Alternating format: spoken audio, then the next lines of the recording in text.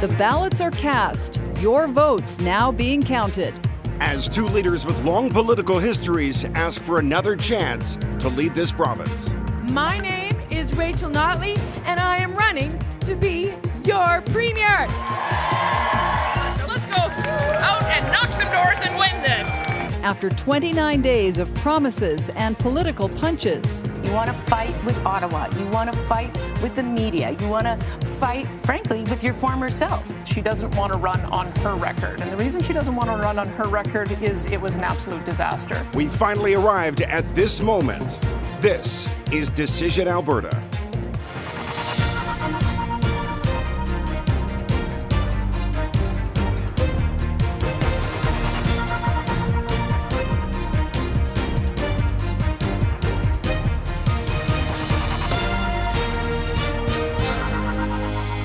Good evening, I'm Scott Roberts from Global Edmonton. And I'm Linda Olson from Global Calgary. Welcome to our special province-wide election coverage, Decision Alberta. It has been a neck-and-neck race between the two leaders trying to turn the page on their political legacies. But tonight, it is Albertans who will have the final say on whether it will be Danielle Smith and the UCP or Rachel Notley and the NDP forming government. The polls have just closed, and we are expecting the first results in the next 10 to 15 minutes. And you can count on us to bring you all the results at analysis wherever you're watching or listening.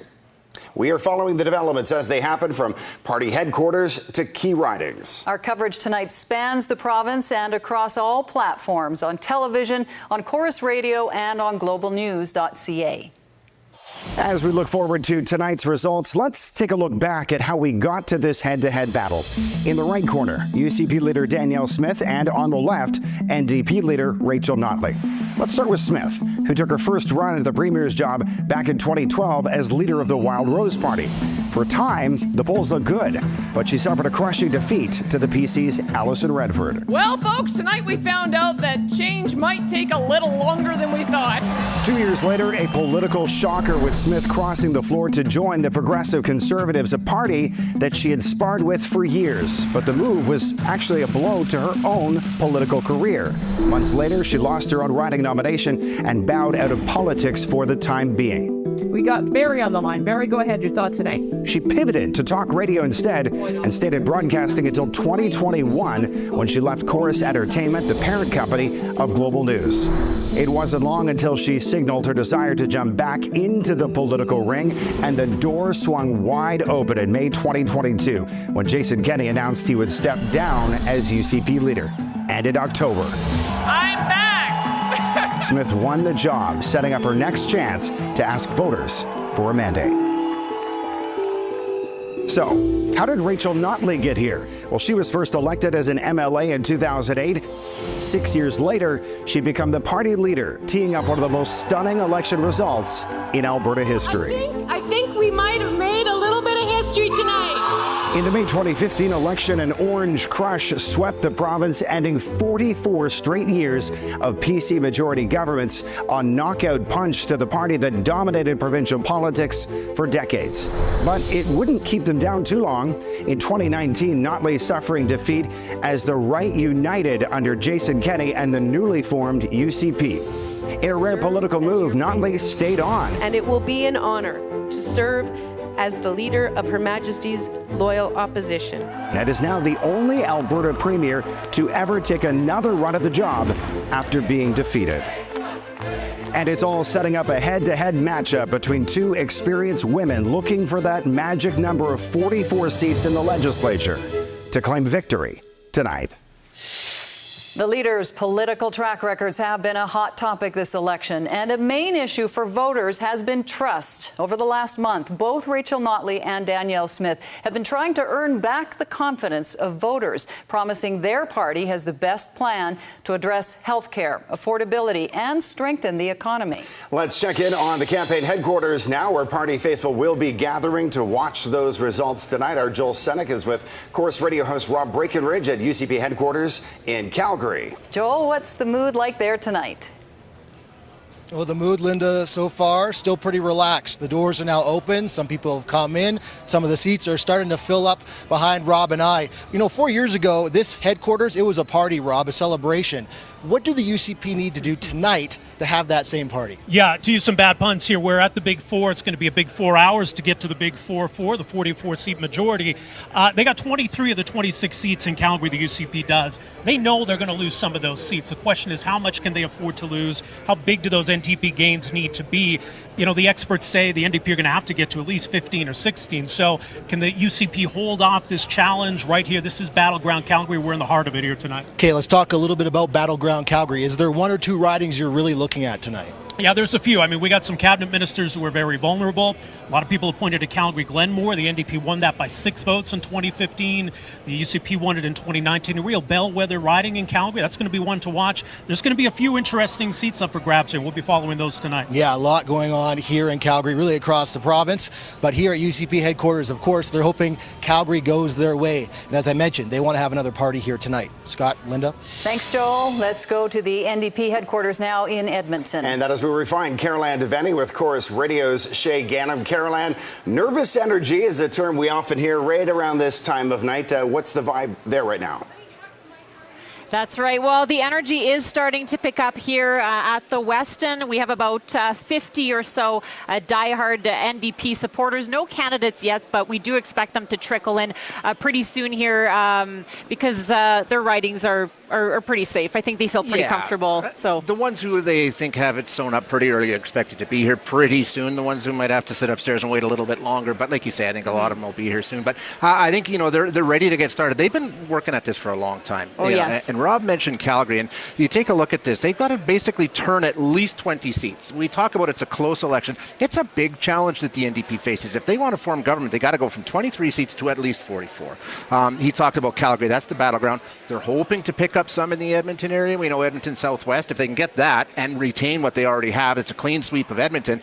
They're not picking anything up in rural Alberta, we don't think. So we'll keep a close eye on a few ridings in that so-called donut, and then it all comes down to Calgary. Well, we know Rachel Notley is in the building. She's upstairs in a suite with her entire family. She'll be watching those results come in, and then she'll make her way here into the hall a little later.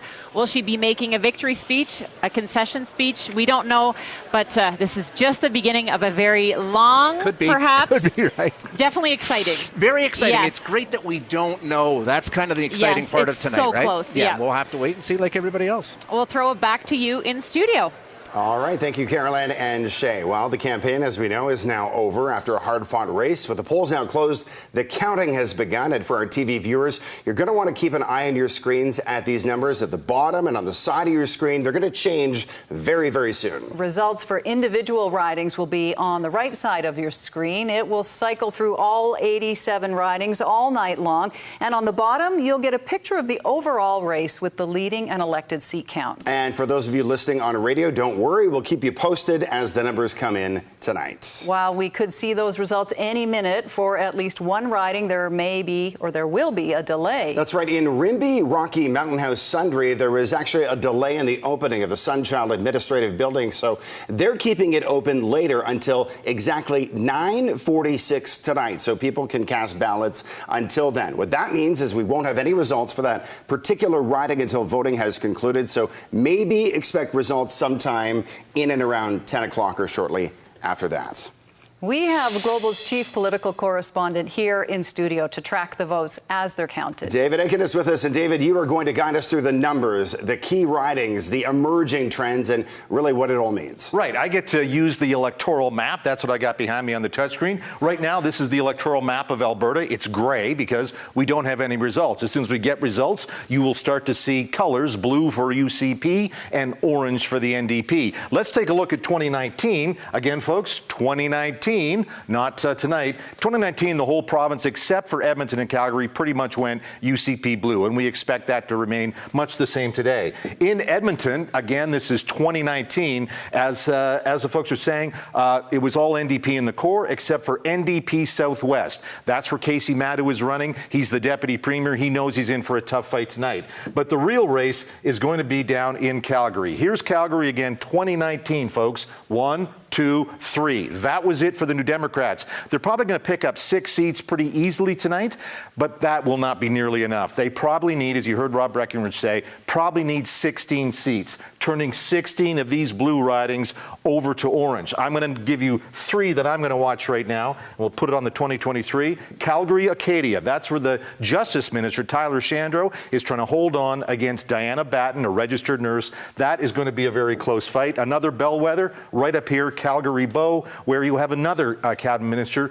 Dimitrios Nicolaides, is running against Drew Farrell, 6-time city councillor. That is going to be a tough fight. And you heard Rob mention Calgary Glenmore. That's right down here. Whitney Isaac is the incumbent versus Najwan El-Janae. Those are the 3 races. Acadia, Glenmore, and Bow. If the NDP win those 3, I would expect they're well on their way to 16 seats in Calgary and maybe government. If the UCP can turn them back, put up a blue wall, then Danielle Smith continues to be the premier of the province. All right, David Aiken at the results board for us. Thank you, David. As we continue to wait for those first numbers to come in, we know a lot of people actually voted even before today. There was a record turnout at advanced voting locations. Over 5 days, nearly 760,000 Albertans cast their ballots ahead of Election Day. That's about 40% of the voter turnout from the 2019 election. So what does this mean? Are we in for change, or is this a matter of convenience? Let's go to our panel to break it all down. Yeah, we have a team of political commentators ready to analyze all of these results tonight. And they are all stationed at the UCP headquarters with our Dallas Flex Hog. Dallas? Linda, Scott, we are in the heart of downtown Calgary, what is being called the battleground in this election, and rightfully so. At UCP headquarters, so far a modest crowd, but let's see where the night takes us. Throughout the evening, we will be bringing you expert analysis of what mattered in this election, what didn't, what lies ahead, and what these results signal. So let me introduce you to your expert panelists for this evening. We have Jason Ribeiro, political analyst, political scientist Dwayne Bratt, UCP and MLA former cabinet minister and MLA, and former NDP MLA and cabinet minister Darren Billis. Thank you all for being here. We are all ready for a long night, but first let's go back to those advanced poll numbers, because typically, Dwayne, when we see high turnout for advanced votes, that signals a change. But for a number of reasons, that might not be the case tonight. Not necessarily. Every election, we've seen an increase in advanced polls because people have gotten more comfortable in using them. Parties are driving people to use the advanced polls. It doesn't tell us much about voter turnout. It really is about convenience. There will be an election sometime in the future where advanced poll numbers drop.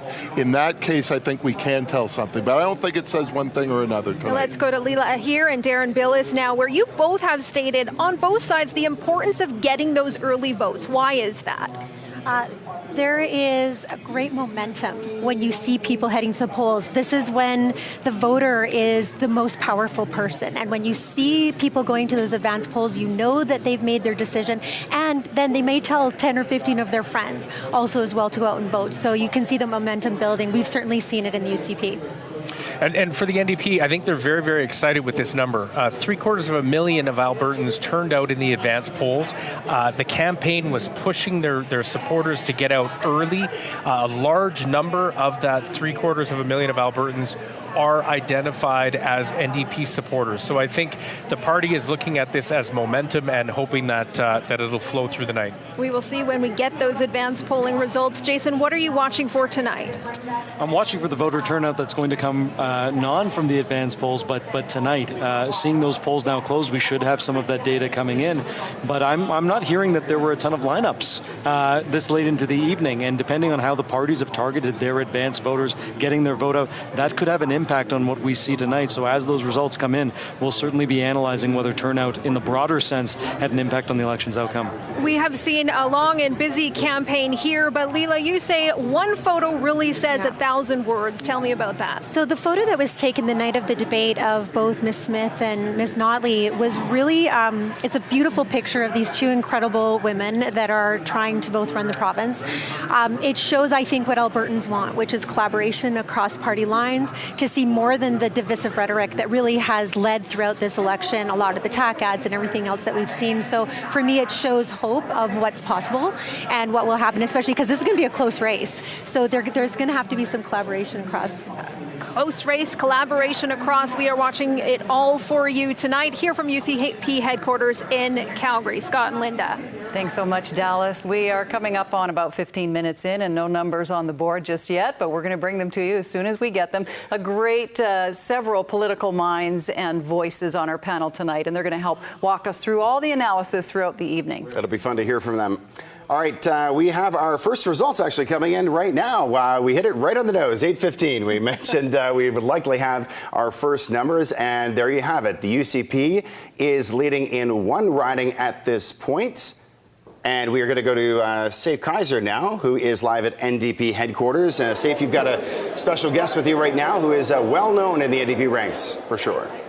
Absolutely, Scott. Linda, I'm here with Cheryl Oates. She's the Deputy Campaign Director for Rachel Notley, an advisor of hers. Cheryl, you know, we've been seeing you guys hustling for the last several months, especially in the last 30 days here. What really was the strategy of your campaign to get those seats you need? Well, a couple of things. One was a really clear offer to Albertans that would solve the problems that they've been talking about. So fixing healthcare, making sure that every Albertan had a family doctor, making life more affordable by getting bills under control, and laying out a costed plan to build an economy of the future. That was really, really important to Albertans to hear that plan.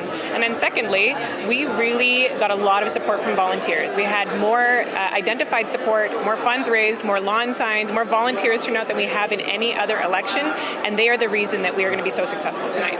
Right, and you know, when it really comes down to the math, I'm not really good at math, but you know, at the end of the day, Edmonton seems like a pretty safe bet for the NDP. If you get 4 in the donut, I believe you need about 17 seats in Calgary. Do you feel like your message resonated with Calgarians? Absolutely, and I think your math is pretty close. We are looking at winning the majority of seats in Calgary tonight, and that was evidenced in the number of times, which was basically every day, that we had people come up to Rachel and come up to our teams and say, I have never voted NDP before. I've been a Conservative voter my entire life, and this time in this election I'm voting NDP because they are the party representing mainstream Alberta values. And that momentum has built from day one of this campaign and before it all through until ENA, and we're feeling really great about that tonight.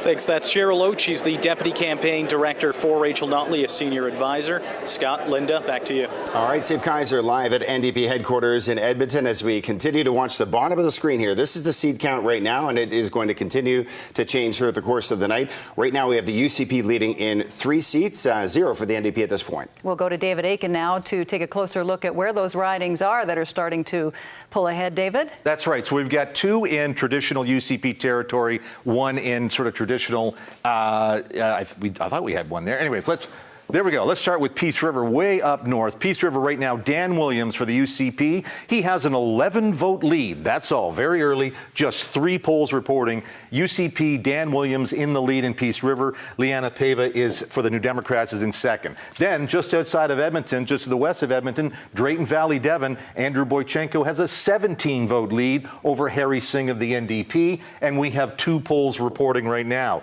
While we're in Drayton Valley, Devon, I want to zoom in on one thing. This is a really interesting little change for Elections Alberta this time. Do you see this corner up here? It says 2 polls of 38 reporting. You know what? There's been a change in the way the polls work.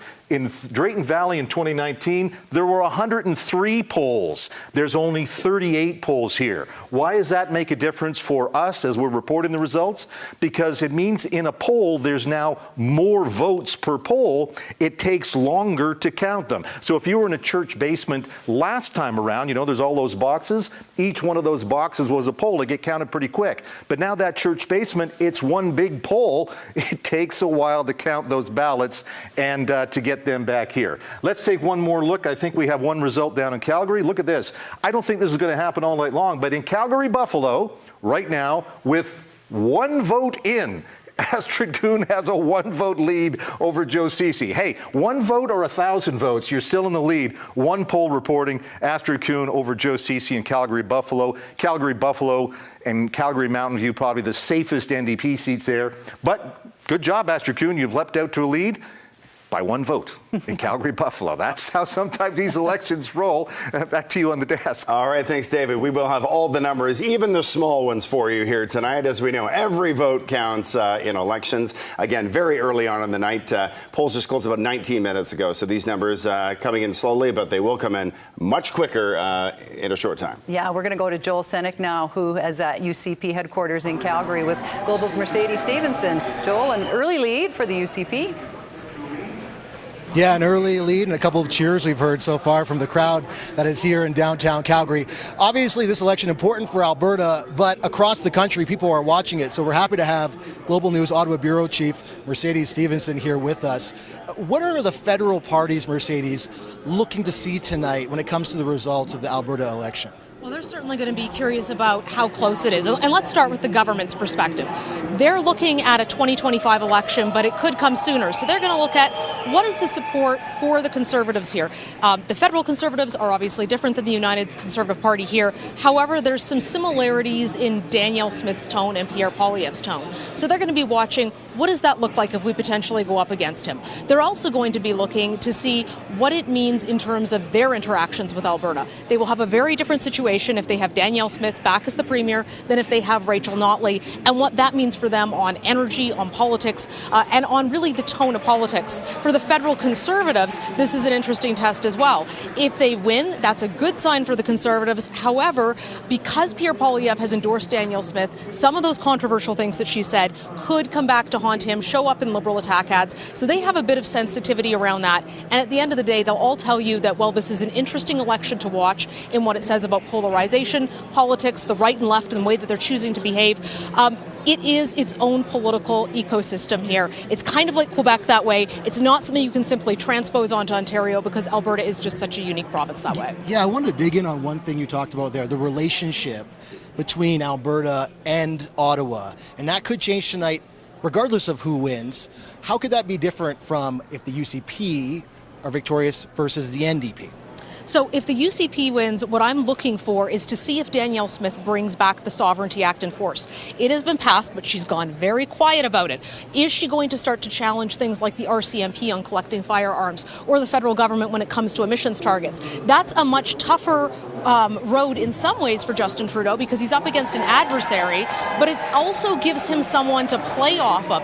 He likes a good debate. He kind of likes that conflict. And so it's not necessarily a bad thing for him if Danielle Smith is elected, even though he's going to have more trouble getting his policies through. Politically, he benefits from being able to grandstand from that, just as Danielle Smith does. Now, if Rachel Notley gets in, it's obviously a friendlier relationship. However, do not confuse the federal NDP with the provincial NDP. Jagmeet Singh and Rachel Notley don't really like each other. They don't have similar platforms. They both think the other one is a risk to the NDP brand. But Rachel Notley would be easier for Justin Trudeau to get along with ideologically. However, her stance on emissions targets will be interesting to see how that plays out. She says she's for more oil and gas development.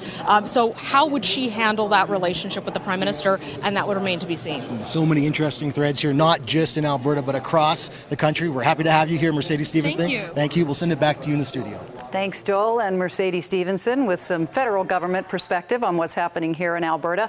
We heard a cheer go up there at UCP headquarters. Not sure if there's someone taking to the stage or if it's that we're seeing the numbers go. Now we have UCP leading in 6 and 0 for NDP at the moment. All right, 6-seat lead at the moment. Again, very early results coming in right now. Let's go back to David Aiken at the results board. David, what are you noticing as far as these numbers? Yeah, it really is early, and Elections Alberta is using some new systems to count the votes and transmit the votes. And again, no one will have the results sooner than we will. Global News will have, nobody will have it sooner. Right, we've got 3 results now sort of in rural or small town Alberta.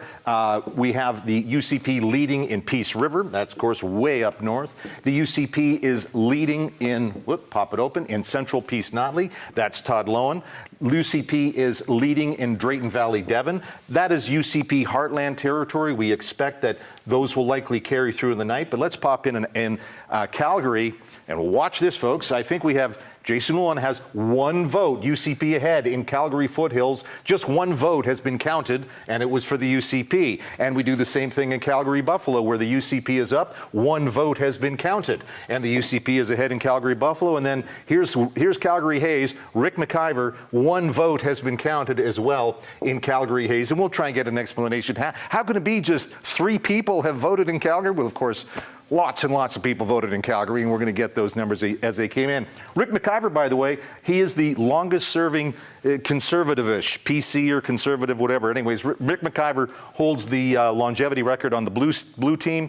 Rachel Notley, first elected in 2008, holds the longest-term record for the orange team. Linda, Scott. Thanks very much, David. A lesson right now, don't put too much stock in these very, very early numbers, as we just heard from David. Very few polls reporting at this point in time. We're going to go now to Carol Ann Devaney, and who has a guest with us, Thomas Lukasik, who's been a vocal supporter of the NDP. That's right. Look who I found, a conservative at NDP headquarters. That's interesting. I suppose so, but nowadays anything's possible in Alberta. Anything's possible, yeah. You are one of a handful of high-profile conservatives who have come out endorsing NDP candidates in local ridings. You said you are not an NDP. No, and I probably never will be, but there are a number of us progressive conservatives who simply do not see ourselves within UCP. UCP no longer is a progressive conservative party, and there is no room for moderate thoughts, moderate platforms, and moderate vision of Alberta. So when you actually look at both of the leaders, Rachel and Danielle, by far we better fit within the NDP platform, and that is why looking at what they had to offer and at the stability that Rachel could possibly bring forward, for many of us, this wasn't a difficult choice. We had to support what's right for the province. So was there one specific thing, or was it that made you switch, or was it sort of a gradual? It's gradual. You know, I had the privilege of working across the aisle from Rachel and from Danielle, and I've seen them perform as leaders of their respective parties. And with Rachel, often I would disagree on matters of policy, but we had the same common values, fundamental values in democracy, in the rule of law, independence of courts, and what simply is right and wrong. That sort of feeling you get in your belly when you know. With Danielle, she simply was always all over the place. You know, some of the things that she would come up with or say made you wonder where she is getting her information and her ideas from. And this absence of those shared common values that we have in Alberta. So, you know, I always applied the litmus test, whom would I leave my children with? And I would gladly leave my kids with Rachel, knowing that if something was to happen, she would take them to a doctor. With Danielle, she simply is scattered. She seems to be attracted to radical thoughts, and that is not the steady hand that this province needs right now. So those progressive conservatives, or those conservatives in general, what do you think is keeping them with that party, and why are they voting? Like, why are they not switching like you? You know what? After 44 years of same government, we developed politics of identity, and a lot of people say, I am a conservative, as if they were baptized a conservative. They almost see it as a religion. And instead of looking at platforms and who actually better reflects my personal values, they vote for party name and for the colors, because they see themselves as such, and just they see it almost as treasonous to vote for something that better aligns with their personal values, but there is that politics of personality, and that has to change. We have to become more critical voters. Okay, we'll leave it here, and we'll throw it back to the desk to Scott and Linda. Thank you. Thanks, Carol Ann, with one of the conservative voices who has turned to the NDP. We want to welcome in our radio listeners as well and bring you up to date on the numbers on our screen. UCP leading in 10, NDP on the board now on your ticker with 2. And we should tell our television viewers as well, the big story of the night certainly is right there at the bottom of the screen. Seat count, seat count, seat count. That's the big story of the night. But if you want to see results in your local area, we're going to cycle through all 87 ridings throughout the course of the night on the side of your screen. All right, let's go back to David Aiken now at the results board. David, you've got a little bit more information right now on why we're seeing just those 1 votes in a number of different ridings, especially down in Calgary. Yeah, I don't know. I've been doing elections for 20 years. Never seen this happen before. It's really interesting. Let's take a look at Calgary again. You see all these little UCP are leading in, what, 5 or 6 ridings. There's Calgary Foothills, where Jason Luana has 1 vote. We talked about this before. Same thing next door in Northwest. Rajan Sawhney has 1 vote and is leading over the NDP. Calgary Varsity, Jason Copping has 1 vote. You're getting the picture. I could go on and on and on. What's happening here? Well, we just learned from Elections Alberta. Here's what's happening. Remember, you've got a vote anywhere system during advanced voting. So if you live in Red Deer, but you were shopping at West Edmonton Mall, you could vote at West Edmonton Mall and it would count back in your Red Deer riding. Well, that's apparently what we're seeing here. 1 vote that was, in this case, cast for Jason Luana was cast outside the riding of Calgary Foothills, and this is Elections Alberta taking that vote and putting it into Calgary Foothills. So take everything you're seeing here with a grain of salt. There's something new, Calgary Fish Creek. Now this is actually starting to look a little real. Calgary Fish Creek, the UCP candidate Miles McDougall, he has 65 votes. The New Democrat, Rebecca Bouncel, has 35 votes. That's a 30-vote lead for the UCP. We have 2 polls reporting there. I want to pop in on the provincial capital, Edmonton. We've got a couple of results popping in and up, and the UCP right now are leading in 2 Edmonton ridings. But let's see if it's a 1-vote thing. Sure is. It's John Zadek, the Edmonton City Councillor, Edmonton Castle Downs. John Zadek has 1 vote, which is 1 more vote than Nicole Goring, the incumbent, has at this. Oh, pardon me. This is the tie. It's 1-1. It's like Oilers Flames sort of thing. I don't know who the Oilers and who the Flames are, but we got 1-1 up there in Castle Down. Edmonton City Centre, David Shepherd has 1 vote, and nobody else has any other votes. So this is the way Elections Alberta is doing at this time, where we're ending up with ridings with just 1 vote early on. So if you're looking at the ticker right now, if it might say UCP 14 and NDP 3, actually right now the UCP's got about 14 votes total, not just 14 seats. So we'll take it back to Scott and Linda on the desk. All right, thanks very much, David. Every election has its quirks, and this year, obviously no different. Yeah, and that's important perspective. I was one of those people, one of those Albertans who took advantage of the advance polls, and I went outside my riding just because it was convenient. So it's interesting to see how it's playing out tonight. We're going to go live now to our Joel Senek, who has the candidate for Calgary West, Cabinet Minister Mike Ellis, with him. Joel? Yeah, Mike Ellis here with us. So we got some early results. How much stake do you put into the results that trickle in here right after the polls close? I think, as you've seen, Joel, I mean, we've had 1 and 0, or as high as 10 and 20. I think we need to see some more numbers coming in before we start getting excited about anything, quite frankly. But I will say, I mean, I am cautiously optimistic about tonight. Yeah, I was going to ask you about the mood behind the scenes amongst your colleagues tonight. How are they feeling? Yeah, I mean, look, I mean, this is a great group of individuals. They all worked extremely hard, a very diverse group. I can tell you right now, no matter where you are in the province as far as a UCP candidate or volunteer, they all left it on the table. Very excited about the work they did. If the UCP is going to be victorious tonight, what one thing do you think is going to make the difference in this race? Well, that's a good question, Joel. I mean, I would say that there was a bit of a turning point, quite frankly, after the debate. We really saw it at the doors. We saw support start to climb. And this was really exemplified at the rally, where we saw nearly 2,000 people show up, and we had people organically showing up. People from Calgary West were showing up, just saying, "I heard about this, wanted to show up and be a part of it." So very excited.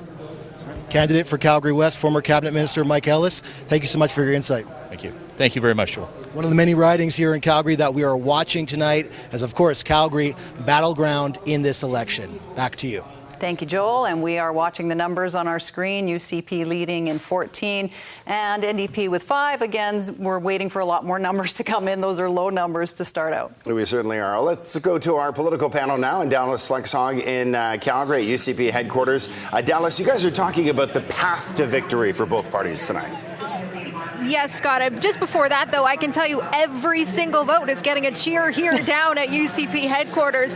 And on the other side of that, we saw Thomas Lukazik pop up, former Conservative. That gathered some boos in the crowd, if that is giving you a sense of what it is like down here at UCP headquarters. And on this campaign trail, we did see a number of political endorsements. Thomas Lukazik, former Conservative, endorsing the NDP. Stephen Harper endorsing the UCP. Do these make a difference, Jason? I think the impact of them is overstated. Maybe it moves 14 votes, maybe it generates a few boos in rooms like this, but in terms of shifting the outcome, I think the impact is overstated. You even saw former Mayor of Calgary, Naheed Nenshi, lend his vote to Rachel Notley a couple of days before the votes. Their tactics, they're used in particular ways, but in terms of hanging your hat on them, we saw this happen in 2019 with a few Lougheed-era folks endorsing Rachel Notley. Didn't make much of a difference there. I suspect it's the same case here. And we will be talking about the lend your vote idea throughout the night, I'm sure. Talking about the path to power, former Premier Ralph Klein called Alberta the three-legged stool. You've got Calgary, you've got Edmonton, and you've got everywhere else. We know Edmonton is projected to go orange. We know the rest of Alberta is projected to go blue. That leaves Calgary in the middle, and then that little donut around Edmonton. So what have each camp done to try and capture those votes this time around, Dwayne? Well, I think the three-legged stool still applies, but they're not equal stools, right? It's a lopsided chair, because in Edmonton there's only 20 seats. Outside the major cities there's 41 seats, and there's 26 in Calgary. So if the NDP sweep Edmonton as expected, and the UCP win 30 to 35 seats outside the major cities, as expected, then coming into Calgary, the NDP's already down 10, 15 seats. So the math is really hard for them because the seats aren't equal. Darren, you were a volunteer with the NDP campaign this time around, and you had a very targeted path to power. Can you talk about the tactics used? Yeah, for sure. So we ended up, first of all, we tried to get candidates out early, nominated, banging on doors. I can tell you that this is the largest ground game the NDP in Alberta have ever run. So thousands of volunteers out nonstop. I think we were very targeted in the seats that we're going after. I mean, to Dwayne's comment, the path to an NDP majority, there's a number of seats that have to turn. Our path is a little more narrow, but the campaign has been extremely focused from day one. And I do think that having some high-profile former PC cabinet ministers endorsing Rachel and the NDP is there to give Albertans, people who have formerly voted for the PC party, almost that it's okay to vote NDP in this election because Danielle Smith and the UCP are not the former PC dynasty. Leila, what have you seen in terms of trying to get people out to vote for each party? Well, what's been really interesting in this one was seeing, because UCP has quite bench strength coming out of government, and seeing those ministers and seeing all of them actually really stepping outside of their ridings where they knew that they had strength and coming in and helping out with other ridings. So that was really, really wonderful to see. To speak about the endorsements, I think the important thing about endorsements isn't necessarily the endorsement itself, but it boosts the morale and it boosts the strength and the capacity of the parties that are running. I know seeing Harper come out and endorsing Ms. Smith is huge because he's a huge friend of Jason Kenney. So having him come out and do that, I thought it was really important to see that happen. Well, it's still early, as we know, but UCP sitting at 17, NDP 5. Oh, Jason, final word to you as we start to see those results come in. Yeah, well, look, the narrative has started to take shape. This is going to be, in many ways, a very clear choice for a number of decided voters. The question now is going to, determine, what does the undecided do? And when we're seeing turnout numbers come in, that's what we're going to need to look for. Are they staying home because they're unsatisfied with the options, or are they actually going to lend their vote, or bite their tongue, or hold their nose, whatever anecdote you want to choose, and actually make a decisive choice that's going to determine the outcome in this city and, frankly, the entire election. And we will get those answers one way or another tonight. We know as those numbers continue to come in here on Alberta Election Night 2023. Scott and Linda.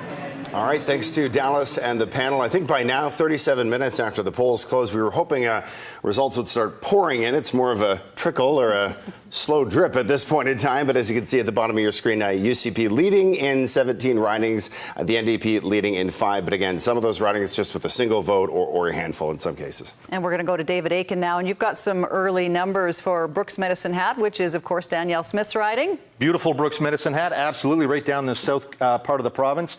And right now, the UCP, Danielle Smith is your candidate, has 13 votes compared to Gwendolyn Dirks for the NDP's 9 votes. And hey, folks, let's talk about the Alberta Party for a little bit. I don't think the Alberta Party is going to be a big factor tonight, but Barry Morishita, the Alberta Party leader, he's got 8 votes. So it's 13, 9, 8. UCP, NDP, Alberta Party down there in Brooks Medicine Hat. Let's take a look at some other places where things may not be this way by the end of the night, or they might be. How about this? In Bonnyville, Cold Lake, St. Paul, right now, Caitlin Blake, New Democrat, leading in Bonnyville, Cold Lake, St. Paul. She has 49 votes. Scott Sear has 12 votes. Now, we only have 3 polls reporting out of 27, but right now, the NDP, that's one of the seats in their column. As we look at that bottom number, UCP 17, NDP 5. Also, we go down to the southern part of the province again, sort of bounce around, where Kevin Von Tegum has 19 votes for the NDP. He is leading. The Mayor of Claresholm, Chelsea Petrovic, she just has 2. And the Liberals, 1 vote there. So that is Livingston-McLeod. We're putting that in the NDP column. Let's take a look at those big city races again. Well, this could be a change that the NDP is hoping for. I see orange right now, the first orange riding, the first NDP riding in Calgary, and it's Calgary-Klein. There it is right there. Lizette Tejada, she has 3 votes versus Jeremy Nixon, the cabinet minister, has 1 vote. So 3-1 in Calgary-Klein. It's hockey night in Canada. Can we use that here on Global? I guess we can. 3-1 is the score right now in Calgary-Klein. You know, all elections authorities across the country are trying to figure out how to count ballots differently. And one of the things they're struggling with often is they can't get people to work at ballot counting centers. I think after tonight, Elections Alberta is going to probably go back to the drawing board. Scott, what did you say it was? 40 minutes now into election night, and we're 3-1 in the city, in a major riding in the province's biggest city. Yeah, it's quite a process. Well, now we see a big jump in the numbers on our ticker there. UCP, oh my goodness.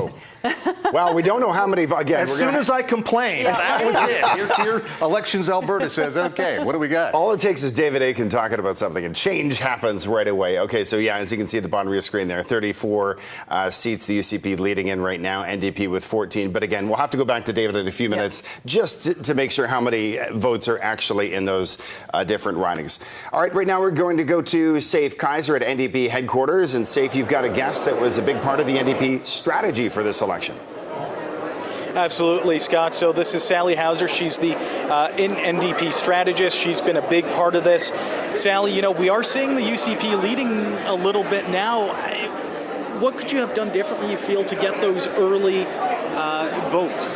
Well, early, I mean, we're talking about early results as opposed to early votes now. And it's still early days. You get some smaller polling stations come in. A key thing we're looking at right now is when do the advanced polls actually get put into the count? The NDP had an excellent get out the vote effort in the advanced polling. So I wouldn't read too much into the early results here tonight. It's still very early days. What we do know is that the NDP had an extremely strong on-the-ground game, what we call it, in terms of making sure we identify those supporters and getting them out to the polls. Much more motivated vote, I believe, than the UCP had, which was a little more reserved. You had some progressive conservatives, didn't know how they were going to vote, making their minds up. So, you know, in terms of getting people out to vote, I think the NDP's done a pretty good job here tonight, but, I mean, not much more to say except for the counting at this point. Perfect. That's Sally Hauser, NDP strategist. Scott, Linda. Thanks so much, Safe.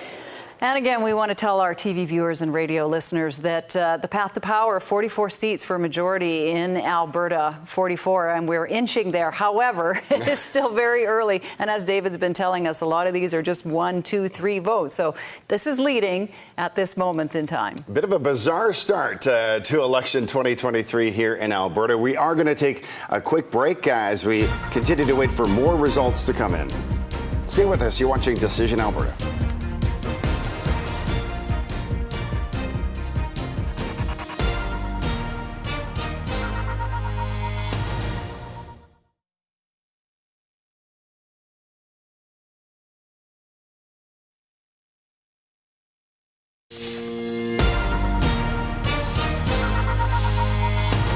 Welcome back to Decision Alberta, Global's province-wide election coverage. We are coming to you live on all platforms tonight, on television, on Chorus Radio, and online, as we continue very slowly to see some of these numbers come in from a number of polls across the province. As you can see at the bottom of your screen, UCP leading in 42 different ridings, the NDP in 22. Let's go to David Akin now, though, because David, you've been doing this for, what, 20 years now, election coverage.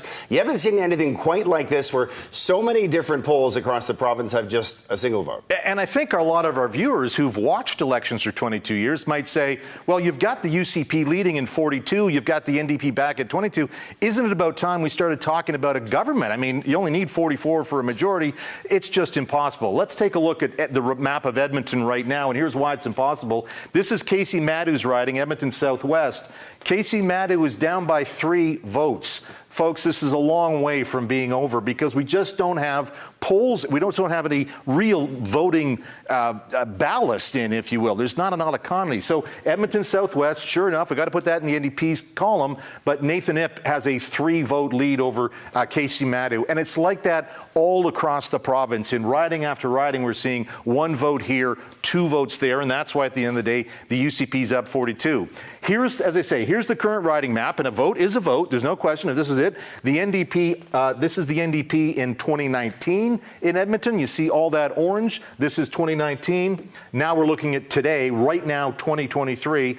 Here's Edmonton West Henday, and this was one of the closest ridings in 2019. Slava Kravchenko is running for the UCP. He is leading with 4 votes. 0 votes for Brooks Arcan Paul. Brooks Arcan Paul works at Alexander First Nation. He's the council there. Little bio note about Slava Kravchenko. If you're a table tennis fan, Slava is from Moldova, and he was a world-class ping pong player. So if the ping pong vote is in Edmonton West Henday, maybe Slava's got the inside chance. But that's where we're at, folks. To be serious, we just don't have enough votes from Elections Alberta at this point in time. 1 vote here, 4 votes there. But still, the UCP's 42 up, and the NDP's got leading right now in 22. I think we're going to be here for a little while. And probably what will happen, Scott, Linda, is boom, the deluge is going to come in. That's my feeling right now. We're 1 vote, and then it's just going to dump on us very shortly. I was just going to ask about that, David, so I'm glad you touched on that. Thanks very much, David, at the results board. As we wait for that deluge, that big dump of votes that hopefully we get a little bit sooner, and we can start telling the story of who will form Alberta's next government with a bigger sample size, which is what we need. Yeah. It takes a little bit of time. We're going to go to Blake Law now, who is at NDP's Calgary headquarters with a guest who's been a long-time, well-known face in Calgary, Calgary City Councillor, long-time MLA Joe Ceci. Absolutely, yes. Thank you, Linda. Scott here with Joe Ceci, the NDP candidate for Calgary Buffalo, the former finance minister. Joe, thanks for being with us.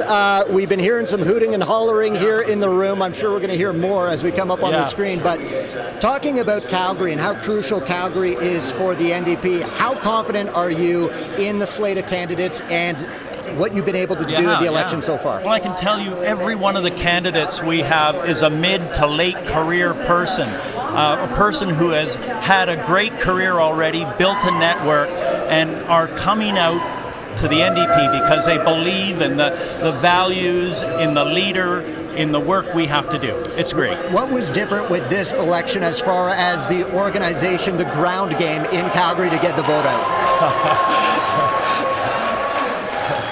Some people are excited to see you on the screen. I can tell you this election, we have great candidates, like I mentioned. Our leader is solid. She has spent 4 years in government. She has spent 4 years going after the government of the day, and she's the only person with the longevity to be able to kind of share with Albertans what a better future looks like. That's what Rachel Notley's about. That's why I'm running with her. That's why we will win tonight. Joe Ceci, thanks for this. Not at all. Back to you. Thanks, Blake. Again, we're keeping an eye on the numbers on the screen. Leading UCP 40, NDP 25. But those numbers, they tell a very different story because only very few votes have been counted at this point. Yeah, we just got this number in to help you understand why we're not going a little further along with talking about who's going to form government. We just found out that in the entire city of Calgary, only 920 votes are actually being tabulated in this system right now. So that is why we are very early in the infancy candidacy of the night. Just too few votes to really matter at this point. We are waiting for that big dump of votes to come, and again, hoping it comes soon. Yeah, so it shows who's leading, but as David's been telling us, it might be by 1, 3, 12 votes. Yeah. So we'll keep on that. We're going to go to Dallas Flexog now and our panel at UCP headquarters in Calgary. As Dwayne was just saying, at some point the fire hose is going to open up and we're going to start seeing those numbers come in fast and furious, and we are ready for that when that happens. But Joe Ceci was just telling Blake at NDP headquarters at the Palace about leadership, and a lot of this campaign did end up on the topic of leadership. What do you make of that, Jason? Well, look, I think after a tumultuous few years of leadership elections, having a premier that had won a 4-year mandate because they were so unhappy with the PCs being removed from office, now vying for office, it's been about the leaders. And after a pandemic, economic issues and the like, it's going to come down to Danielle Smith and Rachel Notley. Obviously, the campaigns and the parties have a great deal to do with that, but in a two-party system, the leader's presence and name is, I think, synonymous with that question of leadership. Hard to talk about this campaign. Well, and both parties have really emphasized the other leader. Correct. Right? So the NDP have focused on all the gaffes that Smith has made about, healthcare savings accounts and comparing vaccinated Albertans to followers of Hitler, and then the conflict of interest violations that the ethics commissioner brought in. On the other hand, the UCP is focused on Notley and her linkages with Trudeau, linkages with Singh, as well as the economic downturn that existed between 2015 and 2019. So both parties' ads are focused on the other leader. Darren, I know you told me that was a very clear directive to put the message and the emphasis on Danielle Smith from the NDP camp. Do you think that was effective? Yeah, well, I think, we wanted to do a couple different things. What the NDP camp did, they wanted to, first of all, ensure that Albertans were aware of Danielle Smith and the fact that for her whole career, she's talked about privatizing healthcare. Clips that the NDP played, the attack ads, were just videos of Danielle Smith talking and repeating them to show Albertans this is what her true motives are. At the same time, the NDP tried to position Rachel as that trusted leader. She's stable. You've seen her once for 4 years in government. She's a long-serving MLA. She means what she says what she means. The UCP would argue, though, it says, well, I'm running for now and the future, and Danielle Smith said, Notley doesn't have a good record from the last time around. Was that an effective message? Well, and I think to talk about what Darren was saying, those gaffes, they're effective, but they've been overdone. And there's a point where, and if you're going to follow what happened in 2019, it didn't work. And there's only so long where you can be pointing out the difficulties of each other when you don't come forward with solutions. Look about moving forward and saying about trust in the future. It's not just about the next 4 years. It's about the next 10 years and then 20 years.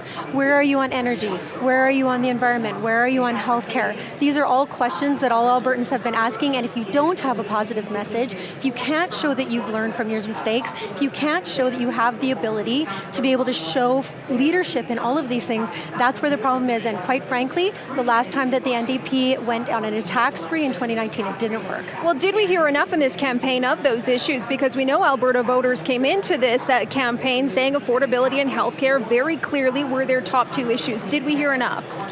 If you look at the platforms of the two parties, with the exception of taxes, they look very similar. And that's why I think the focus is on leadership. Which do you believe is actually going to enforce the platforms that they have? Or is there a second platform that's over here that they're going to bring in after the election? So I think the emphasis on leadership is because if you look at the platforms, they actually look quite similar, except on taxes. Okay. You agree? Look, I think, there's always the intersection between politics and policy. Policy is not typically the winner in some of these contentious elections. It comes down to the politics. But I think, as Dwayne said, even that has led to a little bit of a non-interesting election. Of course, UCP have been stronger on the economy, affordability, cost of living issues. NDP stronger on healthcare and education. We've heard those things before. It's not how you can say them any differently that's going to make the difference. It is, however, I don't know how big of a defense it is to say, you're focusing on the gaffes and the shortcomings of Danielle Smith. she's given them a lot of material, and I think that's in and of itself going to play a specific impact in a few key ridings where it may be a bridge too far for that moderate or PC voter. Well, only each individual Albertan knows why it's voting the way they are, but we will leave it there for now as those numbers continue to roll in slowly but surely.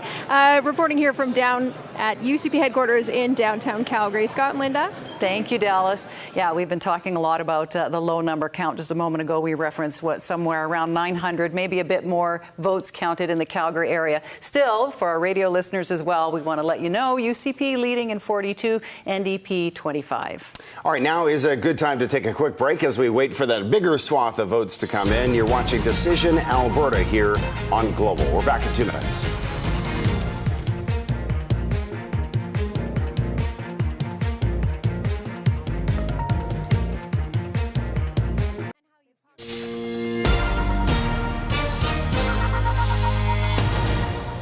Welcome back to Decision Alberta, Global's province-wide election coverage. We are coming to you on a number of different platforms tonight on television, Chorus Radio, and also online as we continue to watch these results slowly come in. UCP leading at 43 ridings right now, the NDP with 31. But again, very few results have actually come in from the polls across the province. You can see on the side of your screen, depending on which riding you live in, some are reporting hundreds of votes, some are reporting 0, some are reporting just 1 vote out of 1 poll. So we're going to go to David Aiken with more on how the results so far breaking down in Edmonton in some of those ridings that have a few more numbers right now. Yeah, you were just on Calgary West just popped up on your screen. Calgary West, that's Mike Ellis's riding. No votes for Mike Ellis, but it's a 1-1 time between the Greens and the NDP.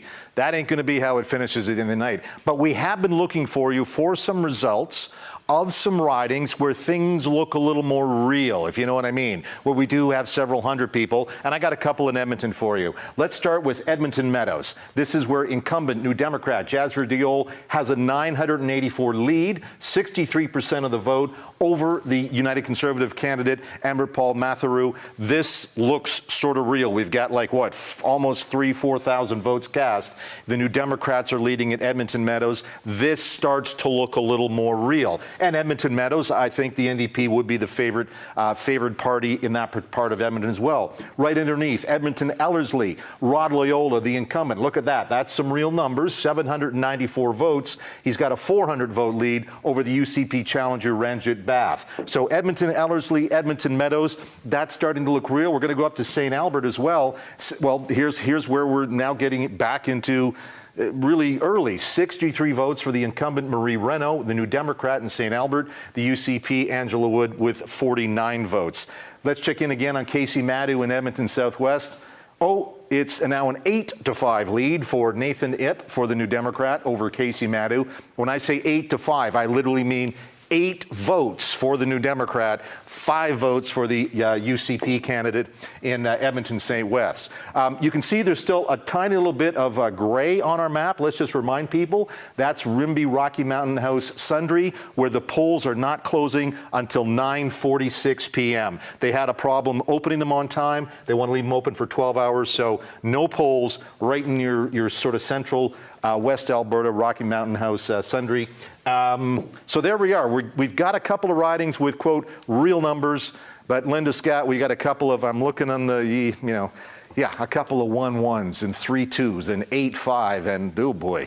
I don't know what to make of this. All right, David Aiken over the results board, and we hope we'll have some bigger numbers over on that board very shortly. Yeah, you'll have to put this in your book one day, David. Yes. Quite an interesting election. We're going to go to Carol Ann Devaney now, who has David Shepherd, NDP health critic at NDP headquarters. Carol Ann?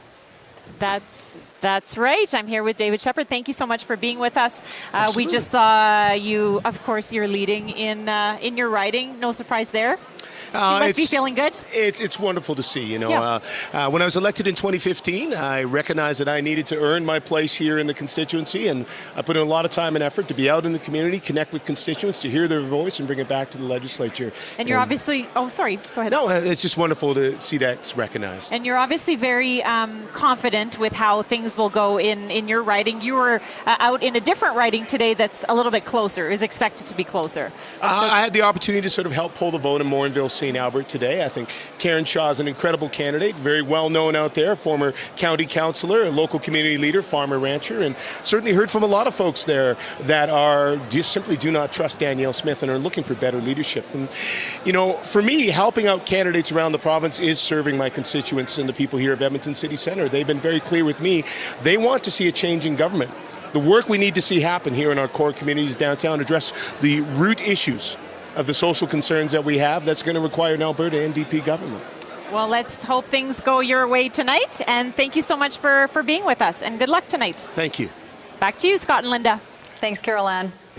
And again, a reminder, it's 44 seats to a majority here in Alberta, but those numbers are still early and those are leading and in many cases with very few votes. So we're continuing to tally the numbers for you. All right, let's go back to Dallas Flexog and the political panel at UCP headquarters in Calgary. And Dallas, you guys are talking a bit more about a big issue in this campaign, which was inflation and affordability.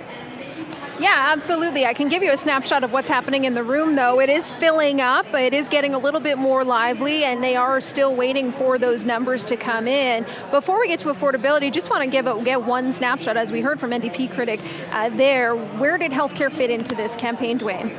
So typically in most provincial campaigns, healthcare is at the top of the list. It's the largest spending envelope, it's provincial jurisdiction, but it wasn't in 2019. It was jobs, economy, pipelines that Jason Kenney ran very effectively on.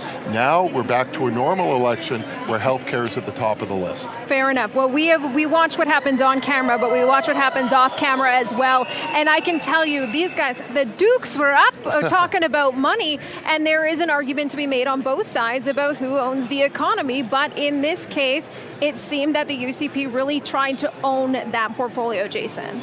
Well, absolutely. It's the strongest issue. They poll really well against it. There's a traditional sort of, depending on who you believe, fact or fiction about conservatives and managing the economy. But in this election, there were the party platforms, which we've already talked about. There's not a lot of daylight between the NDP and the UCP, but it's also going to come down to who's more believable. And the public polling has shown the UCP is perceived to be stronger on the economy, even if the election platforms have allowed the NDP to move into a more credible position. They've got a few more credible candidates that have had that. Darren, I know you've worked in that portfolio as well. Whether that's going to be enough, I don't know that's going to carry over the line for the NDP to shift that into Team Orange for the economy versus a Team Blue stronghold issue. Dwayne, we didn't hear too much about resource revenue this campaign. We didn't hear too much about the potential of a political suicide and a PST, but we did hear a lot about taxes on both sides. Yeah, absolutely. And the UCP came out strong on day one and announced a tax cut of about $1 billion, both in the fuel tax and, more importantly, under $60,000. Then the NDP dropped and eliminated the small business tax and also pledged to hold personal income taxes low. The dispute between the two parties, as it was in 2015, as it was in 2019, is around the corporate tax rate. Right? And the UCP is convinced that this tax increase will lead to massive de-investment in Alberta and job losses. And the NDP is going, wait a minute, we're still going to have the lowest corporate tax rate in Canada. So that's where the fight is. Darren and Leela, I'm going to leave it to you. Do you want to go?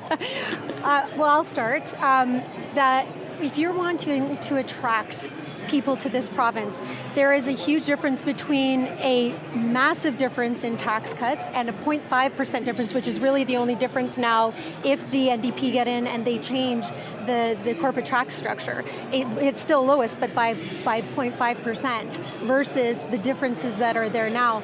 If you're wanting to attract, if you want to build this province, we're attracting people from all over the world. We're bringing in new services into rural areas for healthcare, seeing doctors out there wanting to invest into advanced education. You cannot do affordability legislation, health, education, or anything without a strong economy. And we saw under the NDP government that went down with the corporate tax structure that they had at that time. So I think bringing that back in again wasn't a good idea. I think there was a real turning point. So I would disagree with that. I mean, what happened in 2015 was the price of oil globally collapsed. It went from $127 a barrel to 27, which completely had a massive impact on jobs and on the economy. I can tell Leela and the panel and Albertans that companies that are looking to come to Alberta are not choosing Alberta because of the tax rate. They're choosing Alberta because of quality of life, access to healthcare, education, good schools. All of these things require investment of governments. And so, currently Alberta has the lowest corporate tax rate in Canada. Under a Notley government, Alberta will continue to have the lowest corporate tax rate in Alberta. You can't have any of those things that you just talked about, quality of life, education, all of those things, if your economy is being attacked. We have to take a look honestly at where corporate is. For example, we have more women entrepreneurs in this province per capita across the country.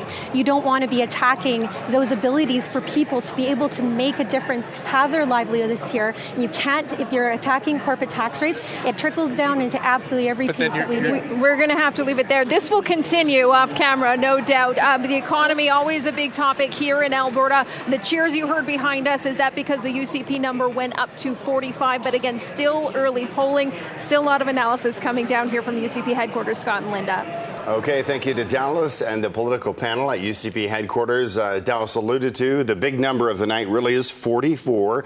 That is the number of seats it will take to gain a majority government and form government here. As you see at the bottom of your screen, the UCP now leading in 45 different ridings, the NDP in 29. But Global News has not projected a single MLA actually elected yet. So that tells you how many votes are still yet to come in and how many polls are still outstanding at this point in time. This has been a month-long election, and it's intense, and it's a lot of work, especially for the politicians. But at the same time, we had a provincial emergency, the wildfires. So David Aiken joins us now, and you're taking a closer look at some of the ridings and Albertans who were impacted by the wildfires, David. Yeah, and the wildfire is not just a provincial story. The whole country was watching, and it was just terrible to watch some of the destruction, some of the pain that people were suffering. And really, when we're talking about the wildfire ridings, this is the province of Alberta. You've got Edmonton right here, and really sort of if you drew a circle as I'm doing here, maybe that's a little big, but you sort of going through there. And now I want to zoom in on one riding, and that is Yellowhead County. Remember, the mayor of Yellowhead County said stop the election because of the fires, but we didn't stop the election. What's going on right now in West Yellowhead? My goodness, this is a shocking result. If this holds, Fred Kreiner, the new Democrat, has 1,562 votes. We're getting into real vote territory here, but that's just a 37 vote lead over the UCP's Martin Long. So again, this is West Yellowhead. This is normally solid conservative territory federally or provincially. Did the wildfires factor in here? Because we did hear some concern. The mayor of Fox Creek, right in the middle of all this, said 2 years ago to then Natural Resources Minister Devin Dreeshen, don't cut the budget on firefighting that would eliminate those special firefighting teams that drop in via air to small fires to prevent them from becoming big fires. But the UCP went ahead with that budget cut a couple of years ago. And so people in this part of the country particularly are saying, why did you do that? Here's another orange riding, NDP riding, Lac St. Anne Parkland, also affected by the wildfires. O'Neill Carlier is leading right now. Now, there's not as many votes here. O'Neill Carlier has 79 votes, but that's a 58 vote lead over the UCP incumbent, Shane Getson. So that's sort of the wildfire story at this point, but then we've got other places. Lesser Slave Lake, I thought if there was a riding that was going to flip, it would be that, but Lesser Slave Lake, here we are again, 2-0. 2 votes for the UCP incumbent, Scott Sinclair, and no votes right now for Danielle Larrivee, the former the former NDP MLA from Lesser Slave Lake, but 2 votes there, but a lot of votes in West Yellowhead. So some ridings are getting it, Scott, Linda. We've got 1,500 votes in West Yellowhead, and up in Lesser Slave Lake, it's like Scott and his, who was the candidate there? Scott Sinclair, I think it was. Pardon me. Yeah, he's got 2. Scott Sinclair and his wife voted for each other, or something, and that's about it. So over to you guys. You may have to ask her that. Yes. Nice. Good point. That's a good point. Just a little levity here. That's a dinner table discussion, isn't it? So the votes are still low, so we can see, but we're going to show you a couple of ties, right? We're going to start with Calgary Curry. Nicholas Milliken, a minister, tied 1 vote with Janet Aramenko. Yeah, here's a look at Calgary Elbow. 1-1 again. As you can see, Chris Davis there with the UCP and Samir Kayande with the NDP. Just 1 vote apiece. And this is Calgary West. We had Mike Ellis on with Joel Senek just a little while ago, and right now the NDP and Green according to these numbers early on, or tied. And here's a look at Fort McMurray, Wood Buffalo. Teddy Yao with one vote at this point in time. The NDP candidate with one vote as well. If you notice a theme there, 1-1. Yeah. All four of those different ridings. We're going to go to Global's Quinn Oler now, who is at a Nate Glubish watch party tonight. How's it going there, Quinn? Well, Linda and Scott, things are very anxious, as much as they are all across Alberta. We've heard battleground Calgary, battleground Calgary, battleground Calgary. But many of the pundits that we've spoken to have said that these areas in the donut around Edmonton are also extremely important. The UCP looking to hold on to its 2 seats here in Strathcona County, the one held by Nate Glubish, the Minister of Technology and Innovation under Danielle Smith. However, the NDP pushing really hard their candidate, Bill Tanita. We've seen some very high-profile NDP candidates out here door-knocking, including the former health minister under the NDP, Sarah Hoffman, as well as David Shepherd and Heather McPherson, all out here hoping to get the NDP vote out here. But we're also seeing on the flip side of things, former PC MLAs out door-knocking for Nate Glubish, hoping to get the vote out for the UCP in this area. As I mentioned, the donut very important. The UCP in Edmonton trying to hold on to that one seat that they have. So these outlying areas that we're seeing in Strathcona County are playing a big role in what could be the next government. Scott, Linda? All right, thanks very much. Quinn Oler at a Nate Glubish watch party tonight. All right, let's bring in David Aiken now at the desk with us. I've come over to the desk because there's nothing going on over at the big screen. I mean, you've been practicing all week at the screen, and there's not much to talk about yet. Now, it is 9:13, so yeah, polls closed an hour and 13 minutes ago, and we kept talking about, we're expecting this huge bulk of votes to come in very shortly, and we thought it would happen by now. It simply hasn't. We have 3 ridings in Calgary that haven't reported a single vote yet. Let me run over again. I think it's worth noting. In most elections you've participated in, you've voted in, I've watched counted, you go to a church basement and there might be 8 or 9 tables, each with a box. That's a poll. Each one of those boxes is a poll. And it might at the end of the night have 100 votes in it. And it doesn't take long for a poll worker to count 100 votes. They send them off here and they show up in the screens here that we distribute the votes. But this time around, the way Elections Alberta has done it, in that basement with 8 or 9 ballot boxes, they've taken all those boxes into one big box. And if they all had 100 votes last time around, now we have one big box with 1,000 votes. And it does take longer and it's still paper. We still count by hand, 1, 2, 3, 4. But it's an hour and 12 minutes, and we don't have, somebody hasn't got Calgary Pagan. There's no results in for Calgary Pagan right now. So it's a little perplexing. Elections Alberta is being assisted on those advanced polling. They do have tabulator machines. It's still a paper ballot. That's right. Okay? But the tabulator machine, it runs through, it counts it. And the tabulator machine, the whole point of a machine, I'm pretty sure, is quicker results. But we don't seem to have quicker results yet. So there you go, folks. I want more results, just like I'm really dying for results. I need more results, but we're just going to have to wait it. Yep. We will. Thank you, David. Okay, we will thanks. be back shortly. We're going to take a quick break, but stay with us for our election night coverage.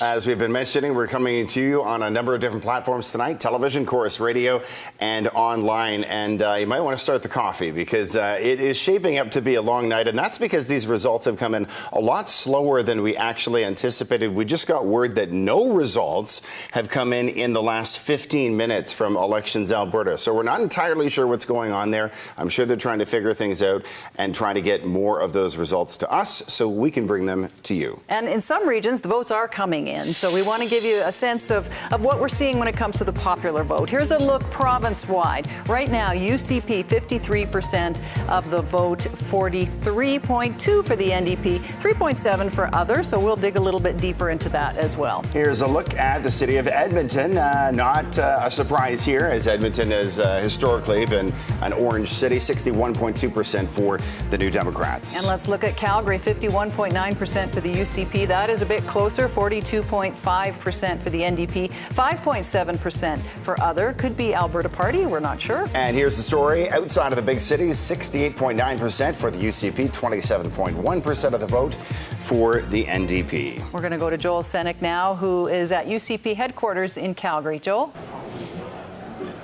Yeah, thank you, Linda. Here with Rob Breckenridge. Again, we're waiting for the results to come in. The crowd seems to be waiting for the results too. Some cheers, a little more muted right now. What do you think so far about what we've seen?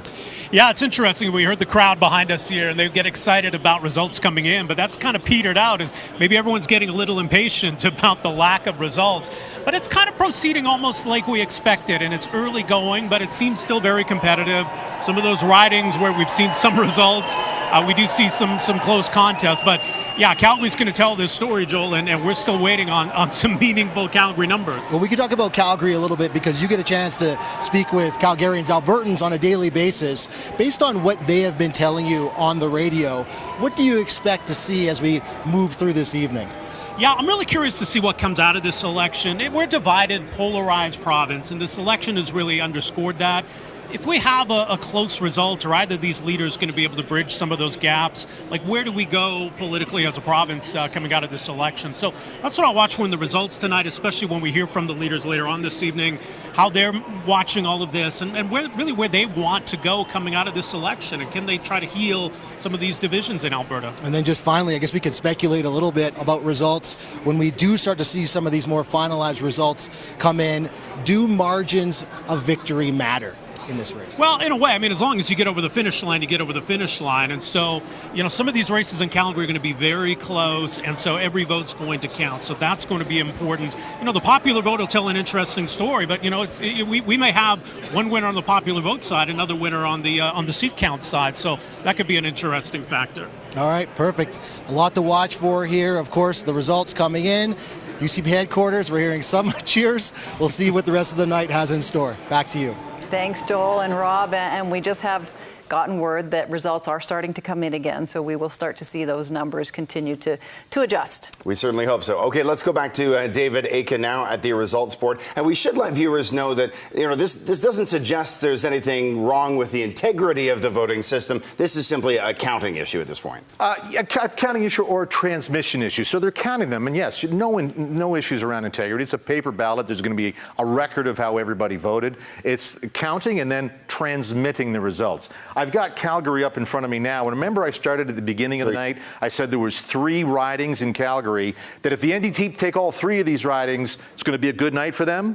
Well, right now the NDP is not leading in any of them. I want to zero in on Calgary-Acadia. Again, not many votes in, but Calgary-Acadia, Tyler Shandro, the incumbent, he's got about 490 votes. It's only a 6-vote lead over New Democrat Diana Batten. And let's take a look here. There has been this graph here shows me when there's a lead change.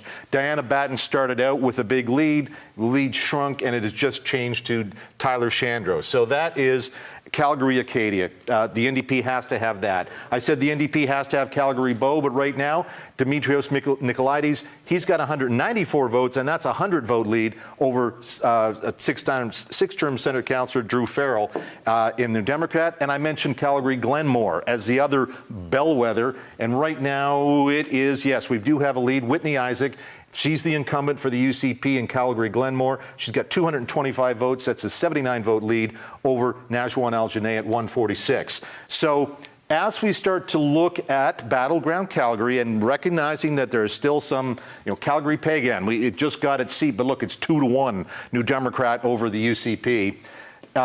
We are in all of this right now. There's not enough NDP leading for the NDP to think that they might form government, and the UCP might be looking at this and saying, we just might squeak through if you're a United Conservative. They're leading in 51 right now.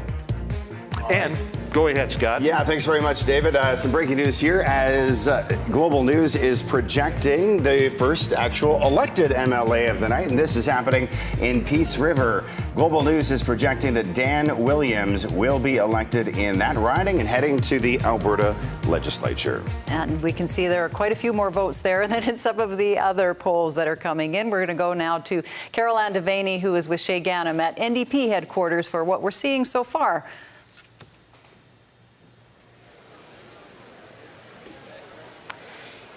Yes, we're seeing those results come in with everybody. There were some chances. They were running through, some of those boards in Calgary, some of those ridings, as well as Edmonton, but I don't think the NDP is where they want to be right now. I don't think so. I mean, you're hearing the cheers like you say. But at this point, the results that they're cheering are pretty meager. We're talking a handful of votes in some ridings. That's so right. At this point, I think we were expecting to be a little farther along than we were. But I think you're right, Caroline. There's a bunch of key ridings they're watching in Calgary and some in Edmonton as well. And they want to see the leads established there. It's still early. It's still a lot of votes to come in. We're way behind on some of them. But I don't know if they're seeing the trends. I think they watch trends at this point in the night. Where are we headed? What are we seeing? And I don't know if they're necessarily seeing that emerge. Not at this point anyway. Yeah, there's probably so much relief to be here at this point in the night after such a long campaign. I mean, it was months, but this is not going in the direction that they wanted to. Yeah, not so far. And you know what? I think you're right. This has been one of the more intense campaigns that I've covered, certainly, and being on the radio and speaking with Albertans and speaking with voters every day.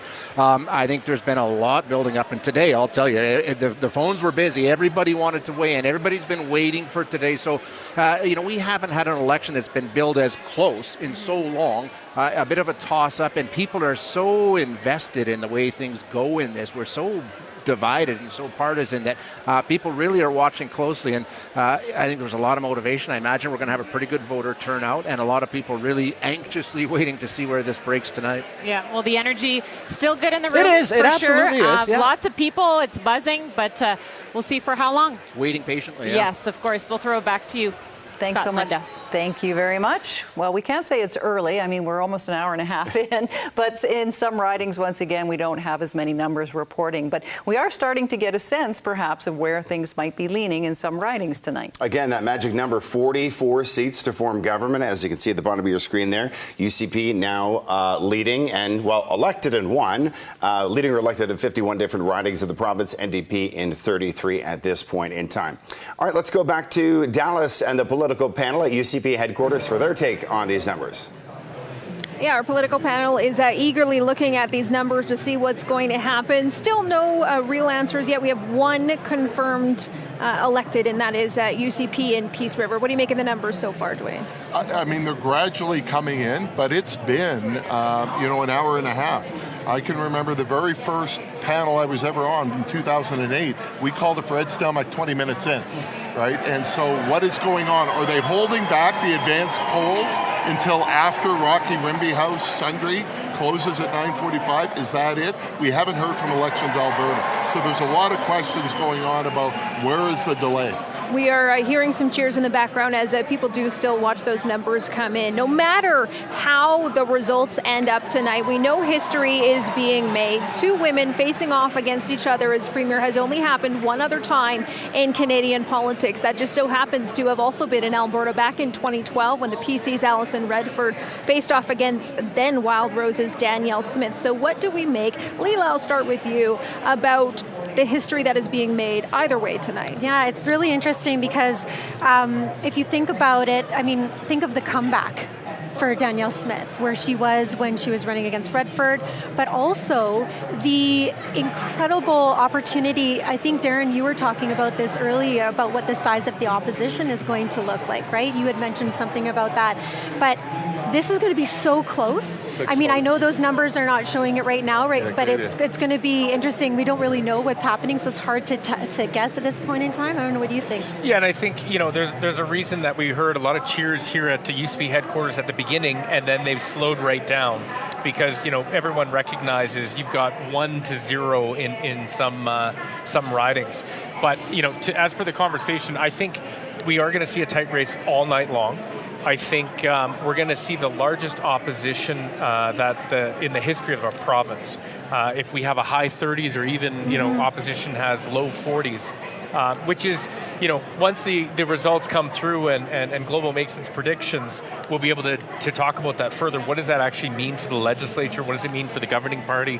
What's it mean for the opposition? But, for the moment, I think this is really a testament of the hard-fought campaign on both sides. And we're going to be waiting with bated breath for a while more, I think. So, Dwayne, you have the numbers. I think the 15-seat spread is the closest the opposition has come. Yeah, to the first place winner in the history of Alberta. So since 1905, we've never had a minority government, and I'll go out on a limb here. We won't have one tonight, but this will be close. But a couple other points. We've had 3 women premiers in a decade. Yeah. No other province has had that. And I think that is very significant, right? And I don't think we can stress enough what a political comeback Danielle Smith has. Whether she wins or loses tonight, if you would have told me in 2012 when she lost, or in 2014 when she crossed the floor, that she would be the premier of this province, that is remarkable, a remarkable human interest story. Yeah. And speaking of which, you talk about a comeback, Rachel Notley's trying to make a little history of her own. Absolutely. Trying to be someone who has lost a previous election after being the premier and now taking another run at it. What I'm interested about is whatever history gets made tonight, what happens to the leader of the opposite party? What does if Danielle Smith pulls this off, this amazing comeback, does Rachel Notley stay on? Her party is pretty in lockstep. But even if Danielle Smith wins and the margin is small, what does her future look like, given what her relationship is with the rest of the party? So history may be made tonight, but I think there's a little bit more history to be made after that, depending on the outcome. Exactly. Well said. And then tomorrow, and then there has been a lot of speculation on both sides of whether there is a natural heir for either party. Yeah, that's going to be interesting to see. I'm actually that unity piece, bringing Albertans together, whether it's an NDP government or a United Conservative government, is going to be absolutely critical in how government moves forward. So it's going to be very interesting. We can talk about the comebacks from both sides. Talk about resilience, what that takes to just usher in on both sides, Danielle Smith and Rachel Notley. Yeah, and imagine how the candidates are feeling right now. With these small trickle-in numbers, it's got to be hard. I was elected by 8:15 p.m. In 2019. That's when our results came in. Yeah, and I mean, both of you have faced the voters. Yes. You've had to sit there and wait for the results to come in. Now trying to put yourself in a leadership role where you have won and lost elections. Yeah. Right. What do you think Smith and Notley are thinking right now? Yeah. Well, maybe Darren, talk about what that feels like when you're watching these numbers and you're waiting and it's been an hour. In the 2012 election, I won by 245 votes. So I was pacing back and forth in my campaign office, cursing at the numbers as they came in, cheering or cursing. But I think, the leaders both understand the numbers are coming in very slowly, and so I think nobody's holding their breath right now. We know the numbers on the ticker are going to change significantly. And we would continue to watch them, but we'll throw things back to you for now, Linda and Scott. All right, thanks very much, Dallas, and the political panel there making some analysis of the small numbers that we're seeing right now. But, this is democracy in progress. Sometimes it takes a little bit longer than we want, but we will get there. They're mentioning how the candidates might be feeling. I mean, I feel like there's some fingernails in jeopardy tonight, potentially given, which riding you're in. And as we mentioned, we are seeing some ridings with thousands of votes already in and others with virtually none. So we'll have to wait and see. We've been talking all night and throughout the campaign that Calgary was going to be the battleground. So let's go to David now, because can you start to see a storyline kind of formulating in the Calgary ridings, David? I suppose so. And again, I just took a look at Calgary West. That's Mike Ellis's riding. Here's Calgary West. So I want to caveat this storyline with, look at these results. It's tied. It's tied, and even though it shows up blue on our screen, it's tied. Greens have one, NDP has one, Calgary, the UCP has one vote each in Calgary West, and again, we're an hour and a half in. But if we look at the colors on this map, and again, that's a tie right there. If we look at it in the northwest part of the city, the NDP, I think, were thinking they were going to do pretty well. Their strength is in the northeast, and they have a couple of pickups where they're leading right now. In Calgary Falcon Ridge, the NDP is leading. In Calgary Cross, the NDP is leading. UCP is still holding on in Calgary East, and I thought Calgary East would go NDP. But right now, clearly, the NDP are not performing as well as they absolutely need to in Calgary. The UCP is holding on, and they're particularly strong. I thought Northwest they might be vulnerable in some ridings. But again, we take a look, again, I want to caveat everything. Like, here's a riding with, quote, a lot of votes. Calgary Edgemont, Prasad Panda, the incumbent, 29 votes, 90 minutes in. Julia Hayter, 12 votes in. So this could really easily, there's going to at the end of the night be, 15, 20,000 votes cast, and this could easily swing back. But right now, the story is the NDP is not surging where it needed to surge, and that's in Calgary.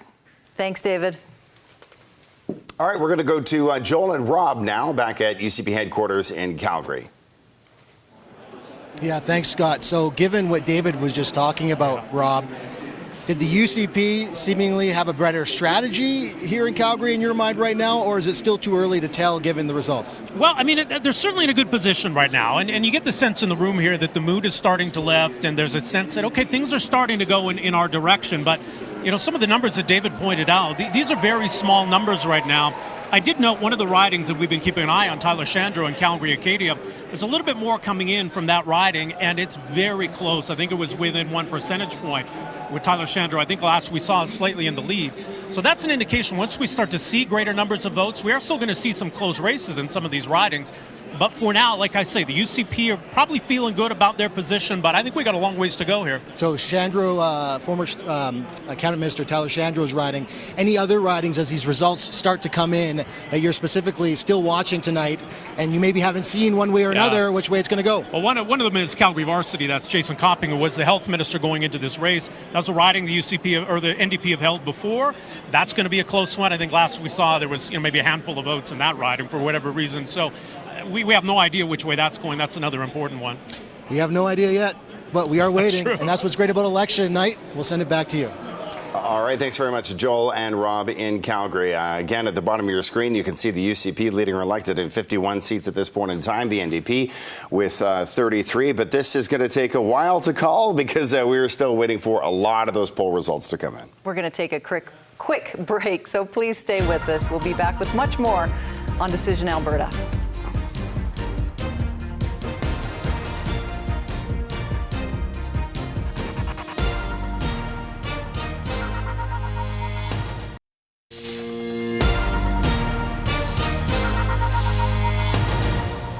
Welcome back to Decision Alberta, Global's province-wide election coverage. We're coming to you tonight on television, on Chorus Radio, and also online as we are slowly getting these numbers in from Elections Alberta. And David Aitken is with us at the desk. We're going to look at some of those numbers that are coming in right now as far as candidates that are leading or elected, although I believe we may only have one elected at this point. Yeah, look at that. Just one elected. That's up in Peace River, where apparently they know how to count ballots quickly. Nowhere else in the province have they figured that out. Elections Alberta, that's the official word. It takes time to count ballots. Okay, fair enough. Yeah, 4%. That's what we're hearing. 4%. 4% of the votes have been counted. That's right. And again, I hope it's not like, I hope that's a logarithmic scalar. Let's speed it up. Double it every. You're bringing math into this. I'm sorry to do that. And here's a look at the popular vote right now. But again, with only 4% of eligible votes actually counted at this point, here's what we're looking at, 56.3 for the UCP. And I'll take a note at that. Okay, so we probably can start talking a little bit about popular vote. At 56%, I think the UCP is overperforming the polls we saw over the weekend. Most of the polls I saw, high 40s, low 50s for the UCP. And if they come in at 56%, then they have overperformed. It means the Lend Me Your Vote movement that Tom Lukaszuk and others were trying to spearhead to get the NDP over the line may not have had much an effect. So that, it's going to change, but if they're at 56% of the popular vote now, they have overperformed on that vote, if you asked, in my opinion. Yeah, in 2019, it was 54.8 at the end of the night for the UCP. And I want to pick up on something Dwayne Bratt talked about,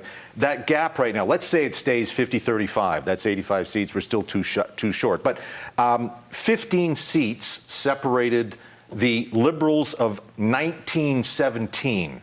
1917, the Liberals won, the last time the Liberals ever held power in this province, and they had a 15-seat majority. It's going to be less than 15 seats, or it looks like it tonight. So this, Danielle Smith, yeah, great political comeback, but she will have taken the UCP down. There'll be several UCP MLAs out of a job tonight, and they'll be down to the narrowest majority. But hey, a majority is a majority. You got 4 years on top of the as king of the castle. And those certainly storylines that will emerge as we get some harder numbers a little bit later tonight. All right, thanks very much, David. We'll go to Carol Ann Devaney now and Shay Ganem. Hi to all of you. Yeah, lots of chants and cheers here. Energy is great. Lots of hugs and smiles so far. They're an excited bunch, right? Yes. I mean, watching and waiting. I think everybody's getting a little bit impatient, a little bit anxious, but every time a result is put up on the board that they like, they do cheer heartily, even if it's just, 12 votes, but they'll take it for now. Well, I'm thinking of Rachel Notley, who is, somewhere in the building with us, watching with her family right now. It's probably just, it must be so, you just want more results, she must be so frustrated. You're so close. You're going to find out very, very soon. It's got to be so frustrating. I had a chance to speak with some of the campaign officials down here a few minutes ago, and they're watching certain ridings. They're trying to see if any trends are emerging, and one of the ridings they're watching is Strathcona-Sherwood Park, and they're saying what we're seeing at this point, still very early, but they like the trend, and that is one of the donut ridings that they've been looking at as a possible pickup in the Edmonton area. I think they actually thought Sherwood Park was an easier pickup than Strathcona-Sherwood Park. It's currently held by the UCP and Cabinet Minister Nate Glubish, so it would be a big flip for them if they could pull that one off. So there's some encouragement there. It's early, but that's one of the ridings they've been watching, and they say so far we like what we see. Well, they said in that riding specifically this morning that they had an overwhelming amount of volunteers who showed up at 8 o'clock to pull vote. So many, in fact, that some of them had to be sent to other locations. Exactly. So that's the situation they were dealing with there. David mentioned a little bit earlier that the storyline is the NDP not surging in Calgary at the moment. Just quickly, your thoughts on that? Yeah, if there's one criticism that I've heard, and I totally understand it, I mean, a lot of this is perception with the audience and the voters that I speak to every day. They have some preconceived notions about both parties, and one of the knocks on the NDP has always been their anti-business. It's tax and spend, tax and spend. And I think when the NDP party came out with the corporate tax increase, even though the small business tax decrease didn't get nearly as much attention, I think, at least the people I spoke to, they noticed that. And they sort of said, see, that's what we knew would happen. This is going to chase more business, going to chase more investment. I don't know how much of a factor that'll be. This analysis will all be done after the fact, but I think it might have hurt. And certainly feeding into that narrative That's for the sure. thing, right? Yes. People have they have preconceived notions about what they think about these parties going in, and something like that just cements that. Like, told you, that's exactly what will happen. So I think that might have been something that could hurt them, certainly in areas like Calgary, which corporate headquarters in Alberta, right? No, so. Exactly. Well, they had 24 seats won 24 seats in 2019. They need quite a lot more, including in Calgary, battleground Calgary. So we'll see what happens. In, so they got a big hill to climb. Okay, we'll throw it back to you in studio. Carol Ann and Shay, thank you so much at NDP headquarters. We'll take a look at the popular vote. This time zeroing in on the Edmonton area right now, 59.4% popular vote in the Edmonton area. Here's a look at Calgary, and boy, the polls coming into tonight said it was going to be a dead heat, and at this point in time, again, very early numbers, 49.1% for the NDP, 47.3% for the UCP in Calgary. And across the rest of the province, this includes all the rural areas and outside areas outside of Calgary and Edmonton. 68.3% for the UCP, 27.4% for NDP, 4.2% for other. All right, let's go back to David Aiken at the results board with a closer look at battleground Calgary. David. Right, and just before we get there, I want to just pop in at Camrose, just south of Edmonton, where, that's not that one, it's right over here.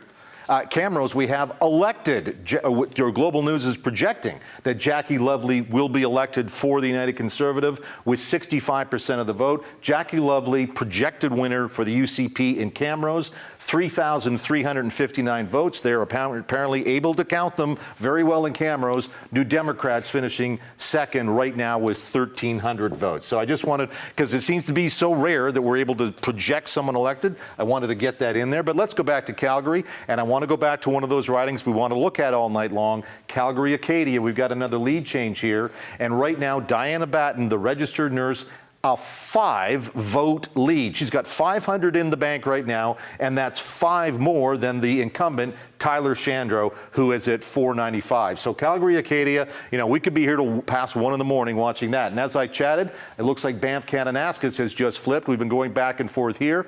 Miranda Rosen is the UCP incumbent. She has 916 votes. That is a 217 vote lead. That's pretty good on 916 votes over Sarah El-Maligi of the New Democrats. So that's Banff-Kananaskis. And I think if I go this way, you can see this. We've had lots of lead changes here. It started with the NDP and then bound and bound and bound. So there we go. David will step in and let you look at the screen here. We have Brooks Medicine Hat, Danielle Smith, Global News projecting has been elected with 75.6% of the vote over Gwendolyn Dirk. And remember, she won the by-election with only about 50% of the vote. That's right. So I think Brooks Medicine Hat voters going, okay, you're the real deal. We'll give it to you with 75%. All right, there you go. Global News projecting Danielle Smith will win her seat once again in Brooks Medicine Hat. Let's check in as well on your other leader, Edmonton Strathcona. You're seeing, again, it's very early results here, but Rachel Notley with a lead of 44 votes. Again, early numbers, 74.4% of the vote at this point over the UCP candidate there. So it's still early, but right now we have 3 UCP projected elected. So we're going to go to Joel Senek, who is at UCP headquarters for some early reaction. You're with Rebecca Schultz. Joel? I am former Minister of Municipal Affairs, Rebecca Schultz, candidate for Calgary Shaw.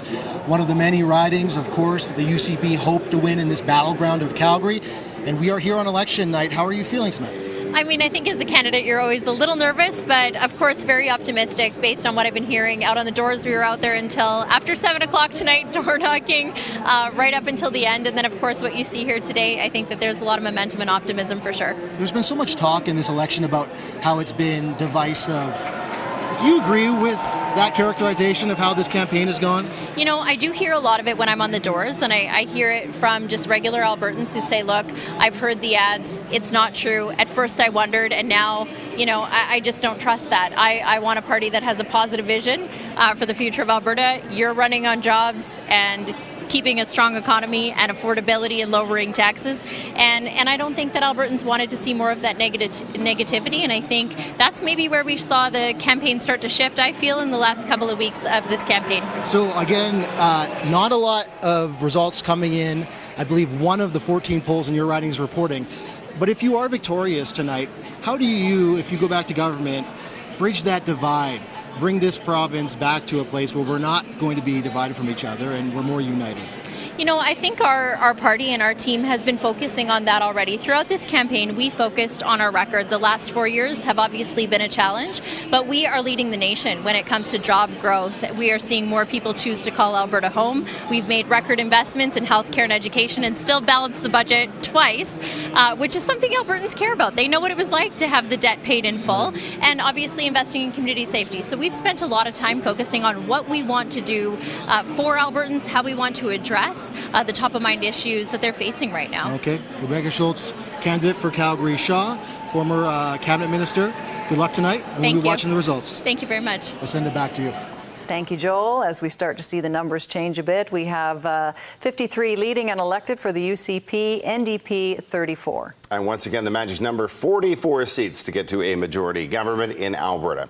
All right, let's go back to Dallas Flexhog and the political panel at UCP headquarters. Dallas. Yeah, we are just pouring through some of these numbers as they start to come in.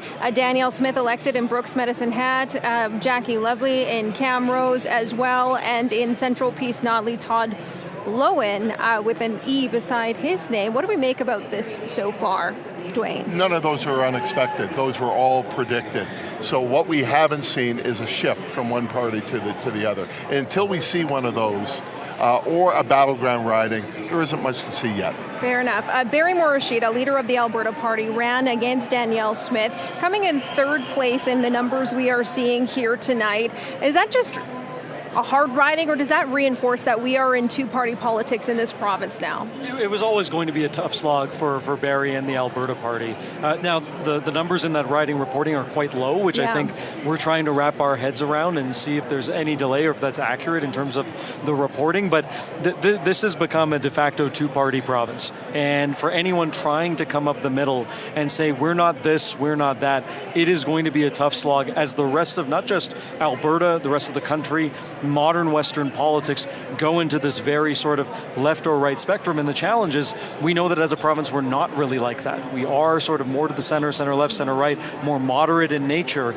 But it is going to be a tough slog for that party. Now, that being said, in particular ridings, if it is that close, 100 votes here, 100 votes there, let's see if it changes the outcome. And I have a certain sympathy for the Alberta Party. They won a seat. Greg Clark won a seat in 2015. Was a fantastic MLA. 2019, they're in the leaders debate. They ran candidates in every riding. They got almost 10% of the vote, but because they didn't elect anybody, that 10% will drop to 1% tonight.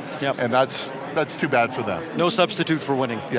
We're seeing Nathan Horner capture Drumheller Stettler. Again, we're watching for some of those battleground ridings here. When we talk about two-party politics and where the middle goes, we can't talk about that without talking about all of the voters in Alberta who feel like they fall politically somewhere in the middle. So what has this election come down to for those voters? Because it has been a tough spot for them. Yeah, I think that's what Rachel and the NDP have tried to position themselves as this centrist, pragmatic party. Now, obviously, you ask a UCP member, they're going to paint the NDP as a far left extreme. The NDP would say the same of Danielle Smith and the UCP, although we are seeing a faction within the UCP of Take Back Alberta that is that far right, which I believe is part of the reason that moderate conservatives are feeling like they don't have a home politically. And that's where the NDP's really tried to appeal to them with a number of policies, but also, again, those endorsements from some high-profile former Conservative ministers and MLAs. Leela, I have to get your say on that. Yeah, I would disagree because I think there's a tremendous amount of optimism. We saw a shift happen after the debate happened. We've seen record investments into the province. We've been very fortunate, of course, because of the way that things have changed with oil and gas. There's more money for sure for whichever person becomes premier coming up here in the next iteration. But we have to look at positive messaging. Like I said, the attack ads only went so far. They were only so effective. If we don't start talking about the people of Alberta, what they mean to us, we're so lucky to be able to participate and represent them. It's so much more than just the person that's sitting in that seat. We have this incredible province, this strong diversity, and incredible people that we need to represent. Dwayne, if the NDP wins this election, 3 of the 6 government changes that have happened in Alberta will have taken place in the last 8 years. Is that just what we're going to see with two-party politics? Well, it's just shown the amount of drama that has occurred. When I graduated with my PhD and started to teach, Alberta politics was dull and boring. Nothing ever changed. We would have elections, the PCs would win, then we would move on. But I would say starting in 2006, with the leadership race between Jim Dinning and Ed Stelmach, it has been chaotic for the last 20 years. And ironically, the only bit of stability in that time period was Rachel Notley for 4 years. We will see what happens tonight. I know more results are coming in, so I'll throw it back to you, Scott and Linda. Okay, thanks very much, Dallas, and our political panel. And you might have noticed on the side of your screen there that we are beginning. Global News is projecting a number of MLAs now elected. One that just flashed up was Todd Loewen of Central Peace Notley. He, of course, ran for leadership of the UCP, lost to Danielle Smith, but he is heading back to the legislature. So we're starting to get that glut of votes we were hoping would come in are coming in now. And we have results coming in from all ridings. We're going to go to David Aiken now for more on that. David? Yeah, and in fact, we just heard, I'll tell you how many votes have actually been counted. In Calgary, about 25,000 votes have been counted, 37,000 in Edmonton, and 92,000 in the rest of the province. So that is still like, what, 150,000? Don't forget, 1.8 million votes were cast in 2019, and we're expecting around the same now. So just saying, still a lot of votes to come in, but we are starting to see some trends. And here's a trend. I've got Edmonton up on the board. This is Edmonton right now, and that is solid orange. Let me show you Edmonton in 2019.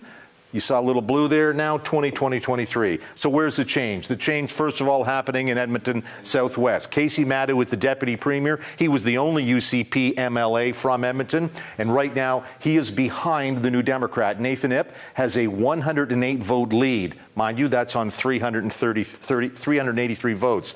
But right now, in Edmonton Southwest, New Democrat Nathan Ip leading Casey Madhu.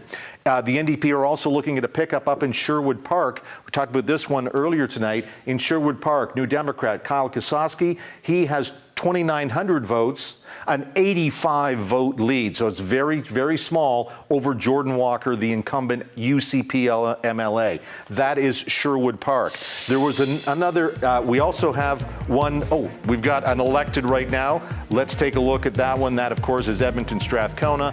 And we are projecting that Rachel Notley, in fact, is elected in Edmonton Strathcona. And she is the longest-serving MLA in the legislature. First elected in 2008, and she's back for another term.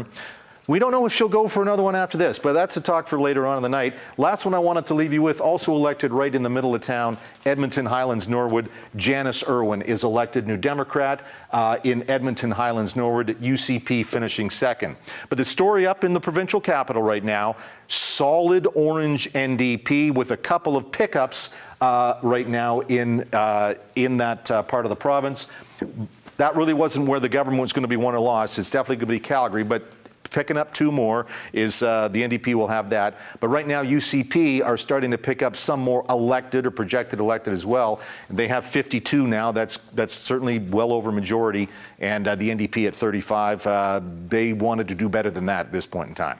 Thank you so much, David. Yeah, and those numbers, as we said, are really starting to come in now. So as you can see on your screen, there are starting to be more MLAs elected at this point. We'll keep you updated on all those numbers. Yeah, keep an eye on those check marks. We're seeing more of those now as well. That it means Global News has projected a winner in those specific ridings. All right, let's go live now to Quinn Oler, who is in Sherwood Park with a former MLA, Dave Quest. Quinn.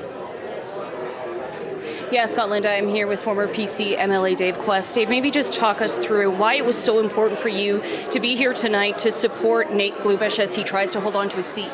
Well, Nate is my MLA, and this was my seat several years ago for 2 terms, so I obviously have kind of an emotional connect to this seat, so it's nice to see this seat. Looks like it's going Conservative again. I have a great deal of confidence in Nate Glubish. He's a friend of mine, and I think he's an outstanding MLA, so I'm just very pleased to see my old seat in good hands.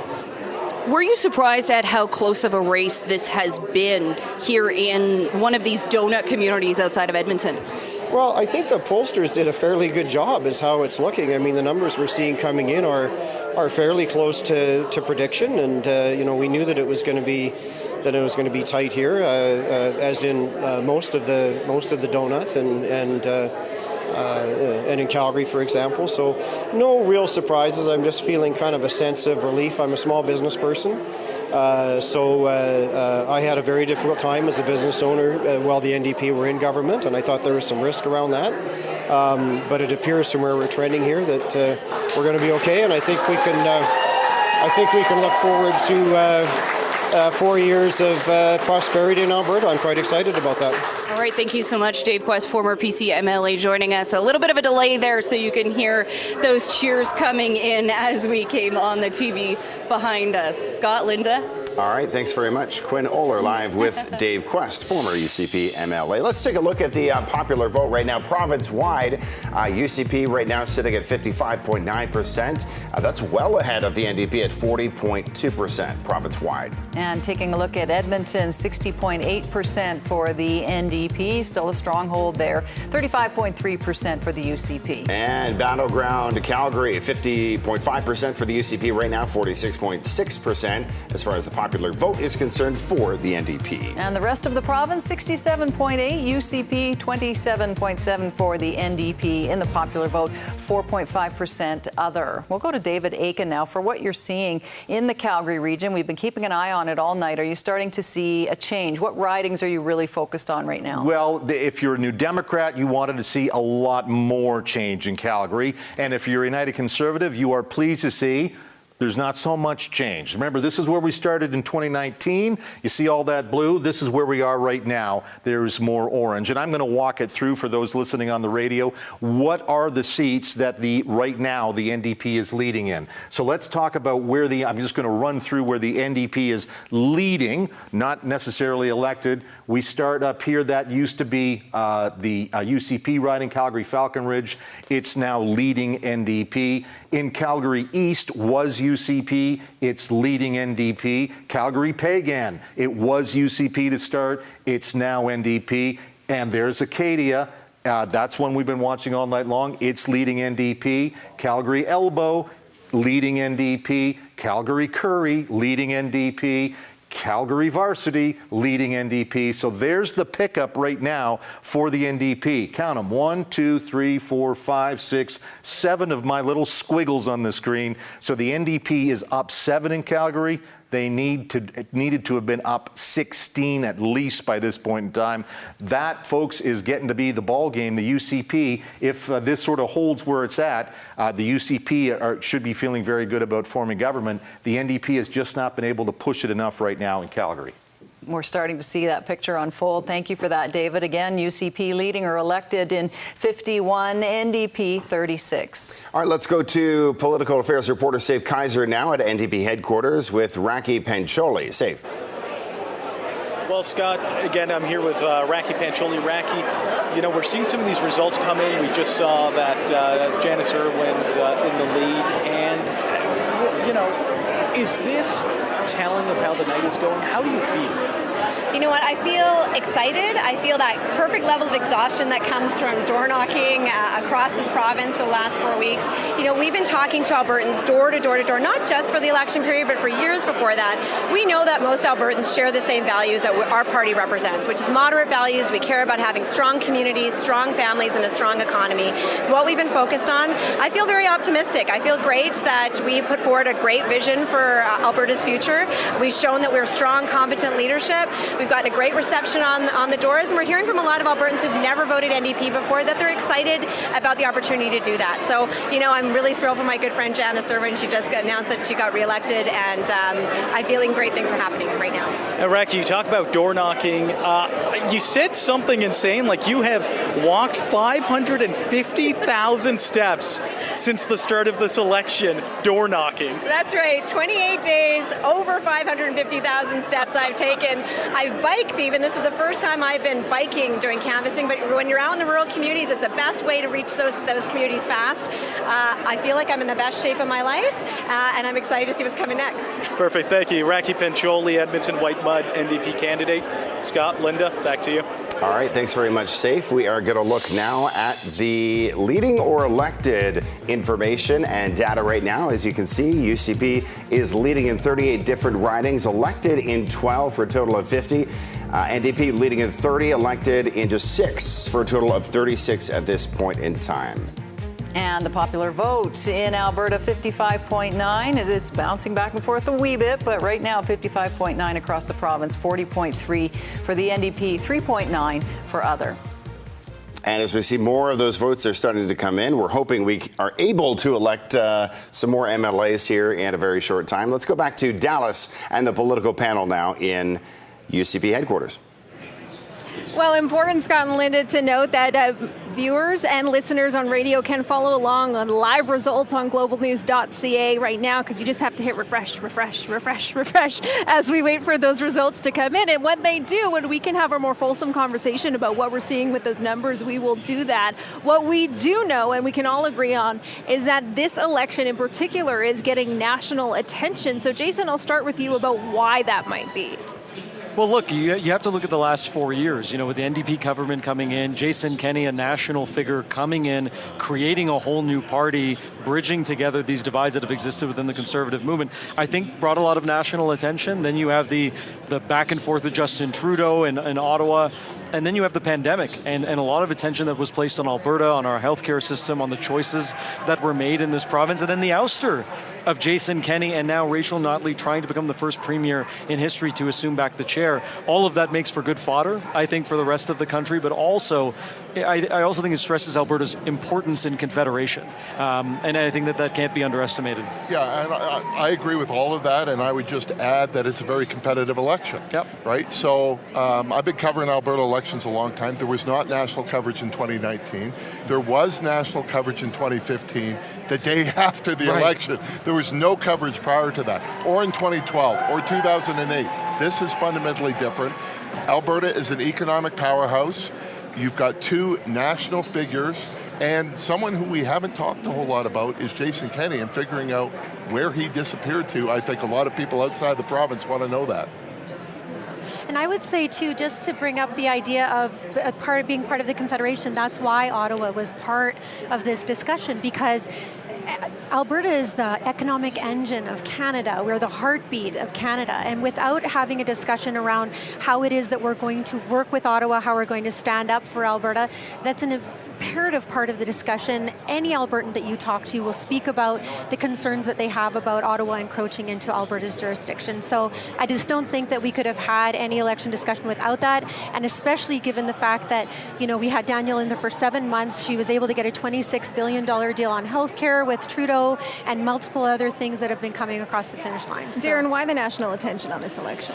Well, I think it matters to Ottawa equally who's at the helm. And so for 4 years, the UCP and Jason Kenney, I mean, just waged war with Ottawa on every single topic. And the result of that meant that Alberta left billions of dollars, federal dollars, on the table that we missed out on because the government at the time was just wanting to constantly pick fights with Ottawa.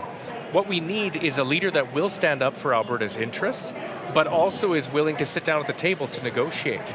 And, you know, people often forget that it was Rachel Notley that twisted Justin Trudeau's arm to buying TMX. TMX was about to fall through. Private investors said, too much risk, taking too long. And so, you know, I think it's critical for us to have a relationship with Ottawa, stand up for Alberta when Ottawa's encroaching, but the feds have the most money, and Alberta needs to get its fair share. It used to be that, you know, a Conservative party would fight with Ottawa and win an election and call it a day. Yeah. I would argue that there was less Ottawa on the ballot this time. We saw promises of a Calgary arena. We saw Alberta wildfires. Were these issues for Albertans, or did it kind of get lost in the mix? Yeah, and I would also challenge the idea that every single Albertan is thinking about Ottawa's jurisdictional role. They want to take their kids to a doctor. They want to go take their kids to great schools. They want to focus on what's in front of them and their families. And these major issues that you have cited that have come up in the run-up to this election or in the campaign haven't really factored as much, and I think that's also part of the reason why we have such a hard decided vote. Before these promises were made, people knew where they were going orange, people knew where they were going blue. It's those folks in the middle that needed to be convinced, persuaded, or their tactics at the party level needed to be reaching to. We'll see tonight, based on the turnout, whether that actually happened. Final 30 seconds to you, Dwayne. Just, it's surprising that the wildfires didn't make a bigger impact. It's also surprising that the Calgary Arena deal, because this was done deliberately just before the writ period. UCP are campaigning on it. They tried to box the NDP in to show that they were anti-Calgary, and those two issues have just fizzled away politically. There it is. All right, those results keep pouring in. Right now, the UCP sitting at 48, leading or elected, and the NDP at 39, still waiting for those advanced polling numbers to come in, Linda and Scott. All right, our thanks to Dallas and the political panel once again as we wait for more of these numbers to come in. As Dallas said, UCP leading or elected in 48 seats, NDP at 39 right now. Magic number once again, 44 seats to form government. And you know, some of these ridings may very well be too close to call throughout the night, and we've seen it in the past. In 2015, there was a Calgary riding that was tied, and then a recount, 6 votes. So we're going to go to David Aiken now, because you're keeping an eye on some that are flipping back and forth throughout the night, David. Yeah, I'm coming back to Calgary again. Remember last time we chatted, I went through the 7, I think, pickups that we had the NDP. Need a little more now, but some of the races are really close. So let's talk about some of those ridings. Here's one, Calgary-Beddington. Josephine Pon, the UCP incumbent, has a 1-vote lead over the New Democrat, Amanda Chapman. But folks, we don't have a lot of results here.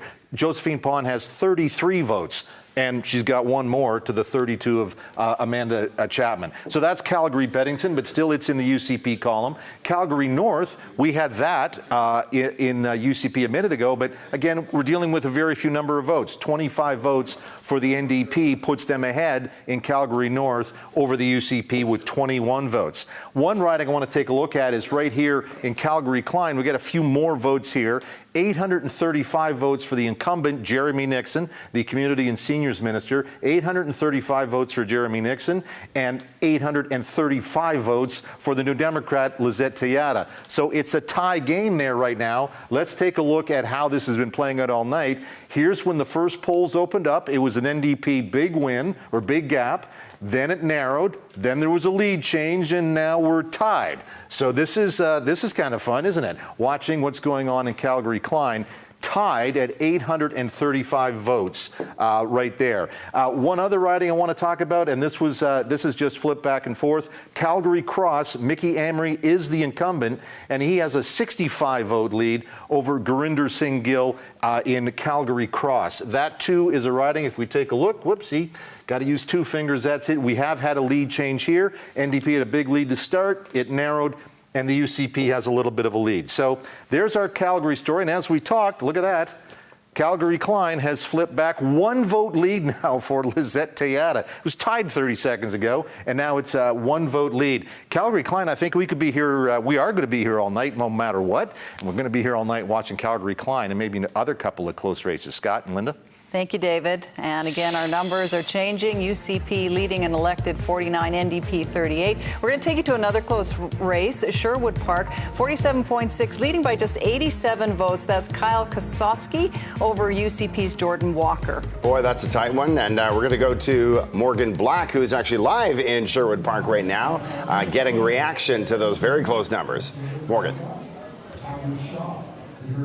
Scott, it is a bit of a nail biter here in Sherwood Park. Now, we're hearing from people that they're still feeling really excited, but there definitely is nerves in the air because we can see that behind us, people are really, really close to the TV because these votes are super, super tight. Now, we're seeing 50 vote difference, 100 vote difference. Now, Kyle Kosowski has kept the lead for the majority, and Jordan Walker is the incumbent, but we just don't know where things are going right now because the votes are trickling in quite slowly, as David has been mentioning throughout the show. But people are nervous, excited. A lot of people here are quite close to both gentlemen. That's why they came out here to show their support. And we are expecting, now I should mention, 2 NDP candidates are using this as their campaign office. Nate Golubish, the incumbent on the other riding, is currently in the lead. But right now, Kyle Kowalski is where everyone is watching because they're just not sure which way things are going. And that's why you're hearing the cheering, the hush noises behind me because people are just waiting to see what happens, as the rest of us are too. All right, Morgan Black live at a very close Sherwood Park riding tonight. Again, look at the bottom of your screen. UCP now leading or elected in 48 different ridings. The NDP at 39. And again, 44 seats is what you need to form a majority government in this province. Keep it right here. We will keep you posted all night. Just taking a quick break. Stay with us. We're back in 2 minutes.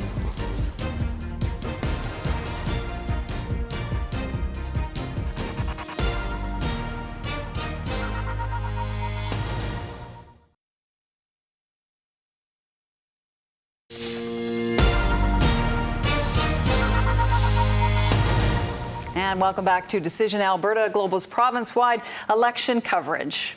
All right, let's go to David Aiken now, who's keeping a very close eye on these numbers as we are continuing to get more results in, and that's what we've been waiting for. We are, and you know what? Okay, let's forget about Calgary for a second. Let's go down and check out Lethbridge, shall we? Beautiful windy city down in the southern part of the province, because we might have a little bit of change down here. Now, there's 2 seats in Lethbridge. Lethbridge West, that's where Shannon Phillips is the incumbent, the New Democrat, and she is leading. Shannon Phillips leading in Lethbridge West. And folks, this was the closest race in the entire province last time around. And 4 years ago, Shannon Phillips won by just 220 odd votes. She's up now by 659 votes over the UCP candidate Cheryl Seaborn. So Lethbridge West, Shannon Phillips is up. Now, over on Lethbridge East, we have maybe a change story here. New Democrat Rob Miyashiro, he's a local councillor. He has a 137 vote lead over the UCP incumbent Nathan Neudorf. Nathan Neudorf is the deputy premier. And we know up in Edmonton, where the other deputy premier is, Casey Maddow, he's also losing right now. So right now, Danielle Smith may win the government, but she's in danger of losing her 2 deputy premiers. So right now, Lethbridge is going for New Democrats. Let's take a look at another city where there's a pair, and that's right here. If we look at the 2 Red Deers, Red Deer North, Red Deer South, both UCP right now. Red Deer North, though, take a look at Adriana LaGrange. Right now, she's got a 406 vote lead over the New Democrat, Jaylene Tweedle. That's relatively close, but maybe she'll pull it through. So just 7 polls reporting Red Deer North, and in Red Deer South, let me make sure we pull that up. Red Deer South, Jason Steffen has a 2,500 vote lead over Michelle Bayer of the New Democrats. So both Red Deers are leaning UCP, both Lethbridges leaning NDP. And the battle still plays out in Calgary. I'm sure we're going to come back and talk more Calgary in just a few minutes. I'm sure we are. All right, thanks very much, David Aiken at the results board. And once again, the bottom of your screen, things have actually tightened up a little bit in the last few minutes. UCP leading or elected at 49 different seats. The NDP currently sitting at 38. One of the candidates we know is going back to the Alberta legislature is Janice Irwin. We're going to go to Carol-Ann Devaney now, who has her as a guest. Carol-Ann? Yes, I am here with Janice Irwin. First of all, congratulations. We heard the crowd erupt, chanting, Janice, Janice, Janice. That must have felt good. Yeah, it's hard to hear. Hard to hear. It's a lively crowd out there for sure. Yes. And, I'm fully just super honored to be again reelected as the MLA for Edmonton Highlands Norwood. But, I'm waiting eagerly for the results elsewhere because I have a lot of incredible candidates that I really would love to have join me in the legislature. It's been a long haul for you getting here, hasn't it? We were talking about how you started campaigning long before May 1st. Give us a sense of what it's been like and to finally be here tonight. Yeah, absolutely. I mean, myself and a whole lot of people in this room and across this province were knocking on doors for many, many months. I never want to take my own riding for granted, and so I tried to spend time there as well. But, we knew we needed to focus on a number of ridings in Calgary, a number of ridings in what we call the donuts, so Sherwood Park, St. Albert, Morinville, those areas as well. And so our teams went there, and we did all we could for the last many, many months. Well, when I was talking to campaign staff, and they were saying that Rachel Notley is usually anxious when she wakes up on election day thinking, what could we have done differently? But this morning she did not feel like that. She felt like she gave it all she could. Your thoughts on that? Yeah, I have to agree with Rachel. Admittedly, I was still nervous, but I don't know what else we could have done. 25,000 steps a day, just pounding the pavement every single day. I think, again, so many volunteers, many of whom are in this room, they did all they could, and with our leader Rachel Notley at the helm, and she was very much modeling the leadership for the rest of us. Well, winning your seat is the first step tonight. We'll see how the rest of the night unfolds, but congratulations, and thank you so much for being with us. Thank you. Okay, back to you, Scott and Linda. Thanks, Carol-Ann. Again, UCP leading or elected in 51, NDP 36. It's sat around those numbers for quite a while tonight, so we're starting to get a sense of where the night is going. But we do want to bring viewers into the fold here a bit on why we're not able to call this election just yet. As you can see, these numbers haven't changed a whole lot in the last, 45 minutes or an hour.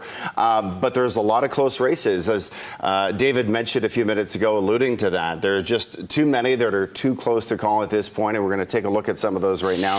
Here is one of them, Calgary East. As you can see, the difference just 10 votes there.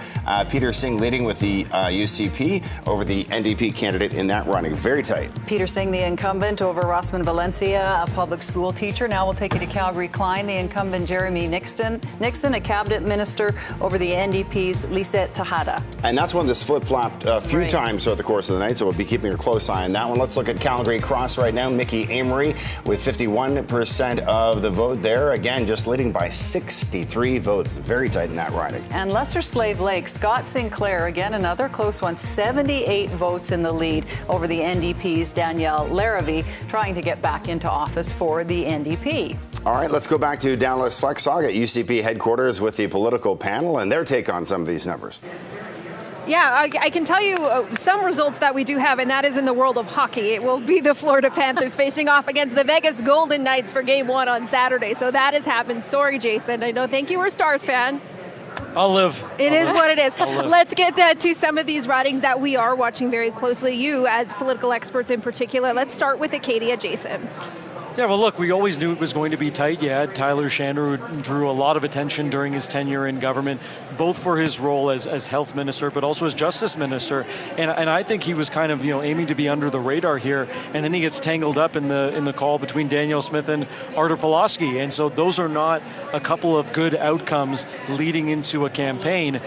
He's going to be fighting for his political life here tonight. What do you make of Acadia, Dwayne? Oh, we knew that Acadia was a battleground, but when we talk about the local candidates, most of the political science literature said the local candidate matters about 5% of the overall vote, and there are certain exceptions. I wonder if Tyler Shandro, given his health ministry and justice ministry, given his embroil in the Pulowski-Smith affair, if he's actually going to carry a lot more, and probably not in a good way.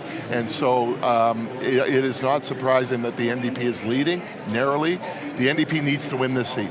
Yep. They really need to win this seat. And that is, as you say, in your path to power, and you're keeping an eye on Strathcona-Sherwood as well. Yeah, absolutely. So what I'll say about Acadia is that we have a really strong candidate, Diana Batten, who is there. She's a registered nurse. She's been pounding the pavement for several months, close to a year, in fact. And so working really hard. That is one of our targets, Calgary-Acadia, as is Strathcona-Sherwood Park. Bill Tanita, a multiple-term counselor. Before that, he was a principal at a school. He's been working really, really hard. He has the name recognition. And we're anticipating that race is going to tighten up significantly over the next little while. What are you making of some of the tight numbers we're seeing so far, Leela? I think we would have. I think would be completely inappropriate to say we weren't expecting that those would be tight. I think also that the UCP has targeted some of those ridings. We have a cabinet minister, Nate Glubish, who had done some great work while his time was in office. And then if we're looking at Acadia, I think we all expected that one to be tight. So I would never have been able to guess, quite frankly, which direction either of these were going to go. Okay, Jason, let's talk varsity. Varsity is an interesting one. I think, like, you have a university district with the University of Calgary there. You have Jason Copping again, another person, another minister who has worn the health portfolio, not a strong suit for the UCP. And then again, the juxtaposition, Darren, that you mentioned with the registered nurse going against Tyler Shandro. You have on signs Dr. Luann Metz leading here, and I expect her to lead, I expect her to carry, and that's going to be another good sign for the NDP. But again, it speaks to candidate recruitment, it speaks to the contrast, and it speaks to, frankly, candidate weakness in certain areas, and the NDP needs to capitalize there. Dwayne, these are some big names for the UCP in very tight races. Oh, absolutely. And varsity, I don't think is a tight race. I mean, Jason Copping, I think, is going down to defeat. He's down about 700 votes right now. But watch Acadia. That is just going to go back and forth. Okay, and you can do that on globalnews.ca. You can continue to watch our coverage here and listen on QR Calgary and 630 CHED.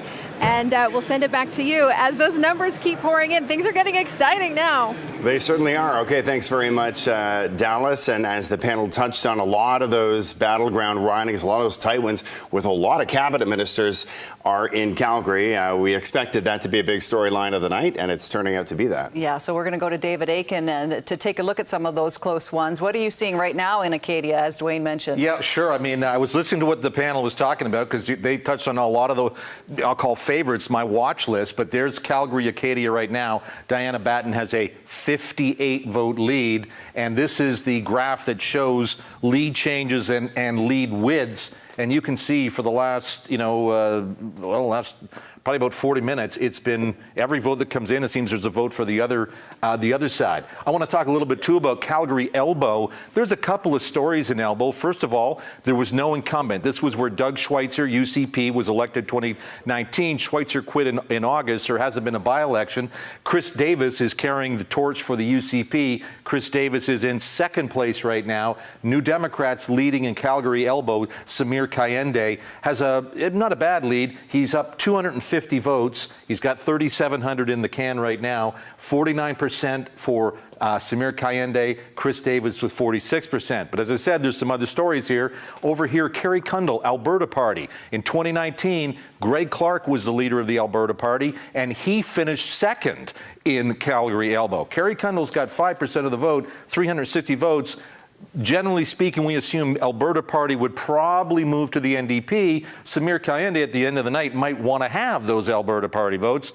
And finally, one more story. We're just going to have to sort of mention it. There's Artur Pawlowski. Sorry, sir. 35 people have voted for him so far in Calgary Elbow. He's not going to win that particular seat. So Elbow, let's check in one last time before we throw it over. A 63-vote lead in Acadia. And I mentioned, I think the last time we came here, I think the NDP at one point had about 13 up, but then seats keep flipping back and forth. Calgary Edgemont was one of them. I think we're That's right. Prasad Panda now has a 400-vote lead over the New Democrats. So we're going to keep watching Calgary. But the story right now is it has been stable. You guys said that a minute ago, I think. Pretty stable. UCP, 52 seats, 51 seats. NDP, 35, 34. Things are starting to sort of, they're not jumping around as much right now. All right. Thanks very much, David. All right, David, just touching on another reason there why this race is still too close to call. There are just still too many ridings in play at this point where the vote total, the difference is very, very tight. All right, we are going to go back to Joel Senek now, live at UCP headquarters with a UCP strategist. Joel. Yeah, UCP strategist Erica Barudis. And a lot of the talk tonight, Erica, has been about the votes not coming in fast. What is the UCP being told about why we have seen a delay tonight in getting results? Yeah, so what we've learned is actually that Election Alberta is looking at every poll location. So what that means is like the church or the school that you voted at, there could be 5 to 10 polls, and they're going by the polling station or the location and then by poll. So a little bit more due diligence, no issues that we're hearing. So it's more of like just a time-consuming process that's holding us up tonight. Has there been a timeline that's been told by Elections Alberta to the UCP about when exactly we're going to have these results tonight? Unfortunately for all of us, that we're hoping that we would be either, celebrating or out and about knowing the results. We do not have a timeline on that. I mean, I think we can all agree, though, we want to make sure that they're doing their due diligence and counting every vote because we've all worked hard to get here tonight. Well, some of the votes have been counted so far in this election. Calgary, we knew it was going to be a battleground. There are some very, very close races. Is this what you as a strategist and your team expected tonight to look like? I don't think the timeline was what we expected, but we were expecting close races. This has been an entire campaign within the margin of error, so we're definitely not surprised at how close some of these numbers are coming in early, but it's still looking good for the United Conservative Party. All right, we'll wait and see, obviously, as those results continue to roll in tonight. Erica Barudis, UCP strategist, thank you so much. Thank you. Of course, we'll continue to watch these results come in here at UCP headquarters in downtown Calgary. Back to you. All right, thanks very much to our Joel Senek. We're going to take a look at the popular vote here, and that's kind of giving us a sense of how Albertans have voted today. This is right across the province. UCP leading or elected 52 ridings, NDP 35. And here is a look at that popular vote right across the province. UCP sitting at 52.4%. And the NDP at 44, just 3.6% for other parties. So it's close there, but here we go to Calgary. Wow, look at that. It is very close. The popular vote in the city of Calgary, 49% UCP, 48.4% for the NDP, 2.6% for other. That's almost bang on to a lot of the polls that we'd seen for a number of weeks now, saying Calgary was going to be extremely tight, and it looks like that is the case tonight. We're going to go to Blake Law now, who is at NDP's Calgary headquarters tonight. Blake? Well, Linda, election night is stressful at the best of times, even more so when these results are coming in at a trickle. What we do know, though, so far in the city of Calgary is that Calgary Mountain View is remaining securely in the hands of Kathleen Ganley, and she joins us now. Kathleen, thanks for being with us, and congratulations. How are you feeling right now? I'm incredibly excited and honored that the people of Calgary Mountain View have put their trust in us again. I think, we ran a strong campaign. We spoke to the values of Albertans, and I'm really pleased to see the results. When we're looking at Calgary, obviously we've been in the lead up to this election talking about battleground Calgary. As you see, the results slowly come in, and some of these ridings go back and forth between blue and orange. Where's your confidence right now in your party being able to achieve what it needs to in the city of Calgary? I think we're very hopeful. I've spoken to a lot of Calgarians throughout the entire city over the course of the last 28 days. I think we spoke to their values, to healthcare, to education, to the cost of living. And I think, we've seen a lot of people coming over to us, and I think that's been absolutely incredible. It's going to be tight. We always knew it was going to be close. It was going to take a while, and I'm cautiously optimistic. Kathleen Ganley, thanks so much for this. We appreciate it. Back to you, Linda, Scott. Thanks very much, Blake.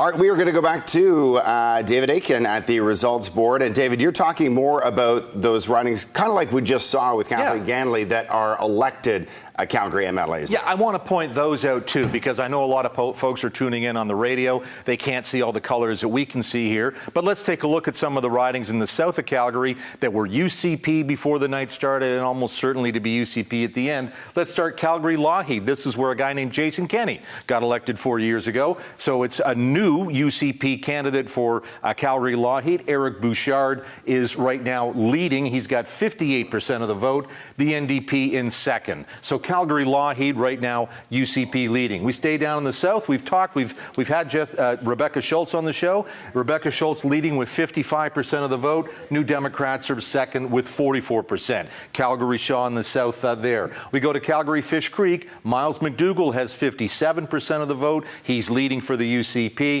NDP now at 40%. And I'm using percents now because we are starting to see vote counts now in the multiples of thousands. So I think it makes a little more sense to talk about percent.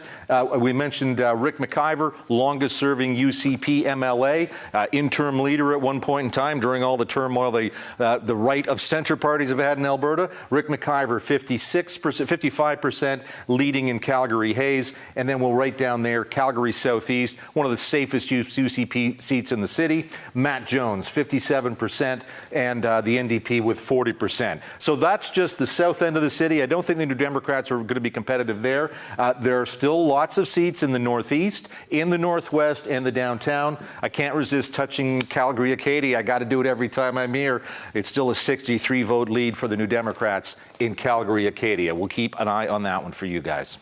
All right, thanks very much, David. And as David alluded to, a lot more votes are now coming in. And as we mentioned earlier, the seat count at the bottom of your screen has not changed a lot. So that is providing a pretty good indication at this point in time where things are going tonight. Again, UCP leading or elected in 52 different ridings, the NDP sitting at 35. Global News not ready to call this just yet, but once again, a lot more votes are coming in. Those totals now in the several thousands in most of the ridings. So a good indication of where things might be heading. Yeah, and on a good part of the night, early on, everybody was on pins and needles, but we're starting to get a sense of where this is going. So we want to go to our Dallas Flex Hog and the panel, because the excitement must be building in the room there, Dallas. It is. Well, a lot of people are they're just watching the TVs and the results come in like we are, trying to make a determination. Dwayne, it's 10:32 p.m. on election night and we have no winner. No, we don't. And I mean, there are a number of ridings with less than 2,000 votes counted. And that is why we're sitting in this situation. So let's maybe, Jason, then begin with Calgary Elbow. Yeah, it's an interesting riding. It's my home riding, and it's one where I know my neighbors and folks in the community have gotten really used to a very active MLA. And you had that with Greg Clark from the Alberta Party. And then in 2019, when Doug Schweitzer got elected, handed very key portfolios at the macro level for the provincial government, and then resigning and leaving that seat vacant. My neighbors remember that. I remembered that. And you saw for a period of time as the UCP decided which candidate they would run in calling a nomination, Samir Kayande was out knocking doors. So I expect it to be quite competitive. It looks to be competitive, and it's one that could turn orange tonight. We know Doug Schweitzer came out. He was a face of the film industry boom, and he took a lot of credit for that. What are we expecting to see with this riding and a new person in the UCPC? What are we watching for? Well, I think one of the interesting things about Calgary Elbow is they talked about, that was the riding of Alison Redford. That was the riding of Ralph Klein. That's clearly a conservative riding. It has shifted. It's really a centrist riding. Yep. It is a very wealthy riding, but it's also a very socially progressive riding. That's why Greg Clark was able to win it, and that's why Doug Schweitzer, who was one of the moderate conservatives, was able to win that. So it's no surprise that the NDP is doing very well there, particularly when it was deliberately left vacant for very naked political reasons. We knew Calgary Elbow was on the table, and we knew there was a lot of discussion around Calgary Glenmore as well. What are you seeing in that riding? Yeah, if you don't mind, I'll go back to Elbow just for a minute, because I door knocked that area extensively during the leadership race, and I have to agree with Dwayne and with Jason. It's a very, very wealthy riding, but they're definitely centrists in that area. So I think that would have been imperative that the person who's running in there really, really speaks to that space. Glenmore, again, very, very interesting. We have another cabinet minister there.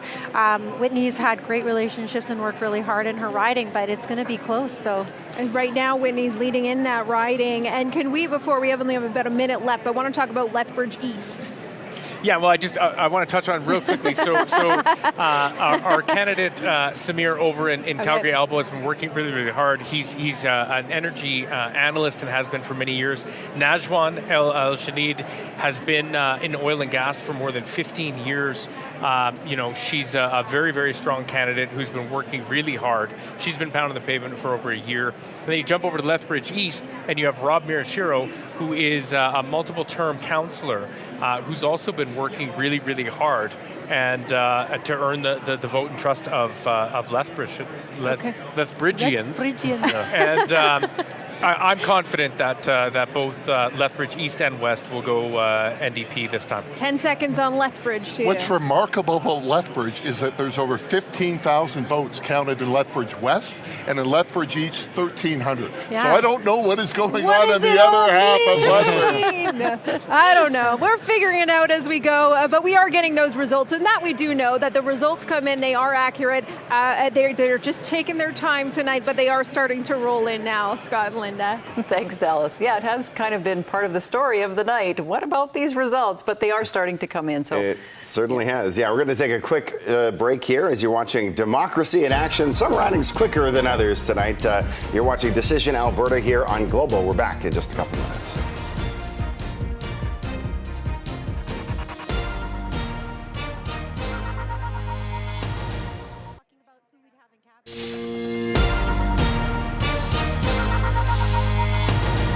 welcome back to Decision Alberta, Global's province-wide election coverage. And we've got you covered tonight on television, on Chorus Radio, and online as we continue to watch these results come in for election 2023. As you can see at the bottom of your screen, the UCP now elected in 53 different ridings. The NDP leading or elected in 34 ridings. Once again, the big number we're looking at tonight is 44 to form a majority government. And as you can see right now, the UCP is well over that. All right, let's go to David Aiken over at the results board. And David, you're looking at some of these ridings around the city of Edmonton. Right. So I had Calgary up, just checking on that. Let's take a look at the donut, as they say. This is where, I mean, we've been saying the NDP needed to win a pile in Calgary. They needed to win some in the donut. And you get that sense now that we have a lot of orange NDP right there. One of those seats was, and we've checked in a couple of times, Strathcona Sherwood Park. Nate Glubich has been leading most of the night here. Let's check in to see, was there any lead changes? Not really. It's been sort of UCP all night long. That's Strathcona Sherwood Park. Sherwood Park, on the other hand, Kyle Kosowski has 51% of the vote. Jordan Walker, the UCP incumbent, 43% of the vote. And that, too, I think, has been relatively steady now for a while. The NDP started out with a good big lead, and they've maintained that for most of the night. So that Sherwood Park is up for the NDP, a hold here for Strathcona Sherwood Park. And then we might be looking at a riding like Morinville, St. Albert. I think in the NDPs, like if they were having a fantastic night, they might do that. It's not bad. Dale Nally has 52% support. Karen Shaw has 45% for the New Democrats. But this looks like it's the UCP may hold. And down here in Leduc-Beaumont, this is the fastest growing part of the entire province. A lot of new subdivisions here. Leduc-Beaumont, no incumbent, but Brandon Lunty is holding it for the UCP. He's got 55%. Cam Heenan, a paramedic, has 42% of the vote in Leduc-Beaumont. So that is your story in the donut around Edmonton. Oh, and we should point out this one, of course, that's a pick, or should be a pickup. Still not a lot of votes in here in Edmonton Southwest, but New Democrat Nathan Ip is leading over the incumbent Deputy Premier Casey Madu. Edmonton Southwest, Nathan Ip. He's got 831 votes, and Casey Madu has 498 votes. So we're still really slow here with the vote results coming in to Edmonton Southwest. There is your story from the provincial capital. All right, Thanks very much, David Aiken at the results board. Now, a lot of viewers might be at home wondering, where's the call? I've been watching this for 2 hours and 40 minutes, and we have not made the call yet. And here is why. There are simply too many ridings at this point in time that are in that leading column. So you see the UCP leading in 27 different ridings, the NDP leading in 22 versus 26 elected for the UCP and 12 elected for the NDP. At this point in time, just too many races out there that are too close to call for the time being. David was talking about that donut around Edmonton. We're going to go to Joel Senek now and Chorus Radio's Rob Breckenridge to talk a little bit more about reaction there from the UCP as we see a strong showing at this point around the Edmonton donut. Yeah, and Rob, when it comes to areas outside of Calgary, I know we're here in Calgary right now, but the UCP looking either to hold or make inroads in other parts of the province as well. Yeah, and here's the thing. I mean, the UCP, it's kind of about limiting the damage, right? Knowing that you're going to lose seats, but you still want to win a comfortable majority. So right now they're sort of flirting in that territory. Look, the NDP, you know, they've taken out some cabinet ministers in Calgary. Looks like they're maybe going to win both seats in Lethbridge. Casey Madhu looks to be defeated in Edmonton. These are all impressive NDP wins, but it just doesn't seem like it's going to be enough. Like Calgary right now feels like it's kind of a tie, both in terms of the seat count and the popular vote.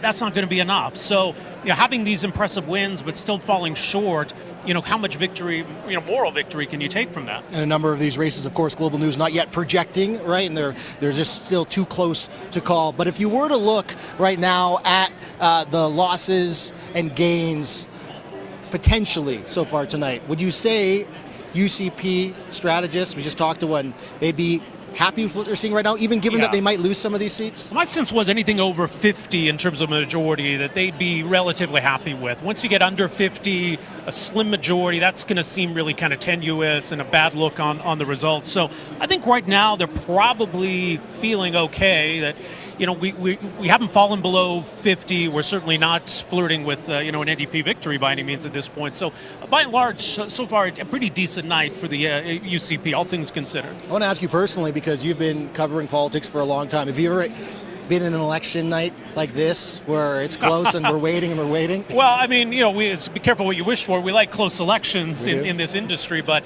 I never seen anything like this with, you know, the delay in the results and just how weird this is all unfolded. But it's making for an interesting night, that's for sure. It sure is an interesting night here at UCP headquarters in Calgary. An interesting night right across the province. We'll send it back to you.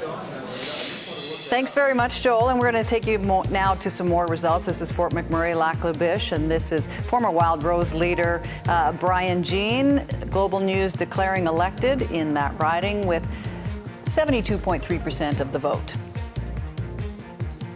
Let's take a look at Lacombe-Ponoka right now, and Global News has projected that Jennifer Johnson has been elected there for the UCP, although, as you might remember, Jennifer Johnson, a rather controversial candidate, had made some disparaging remarks about transgender children, and that resulted in Danielle Smith saying that she would not sit as a UCP member if she went back to the legislature, and she is heading back to the legislature, as we just saw. We'll go to Dallas Flexhog and the panel now for some insight into that and what we're seeing. Yeah, I guess we'll start with that riding then, Jennifer Johnson. We quickly learned her name throughout this campaign, Dwayne. Yeah, and not in a good way. She has been removed from the caucus, but she still is on the ballot. That's why we're listing her as UCP.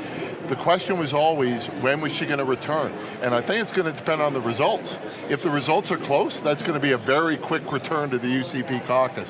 But if they win with, let's say, 50 seats, it may be a while. And if they lose, I think it'll be a while. Leila, we were getting some viewers questioning why she's running as a UCP when all of this has unfolded, but that's just the way it goes. It is. But again, Danielle made a very strong statement about the absolutely despicable language that was used. Many of us also were discussing some of that. I think it's imperative. I mean, we saw this with the NDP with Deborah Drever. The same thing. They have to sit as an independent and certainly work to earn their way back into the caucus. What I will say, though, is I don't see these as equal. I don't see them as synonymous. So the comments that she made are absolutely disgusting.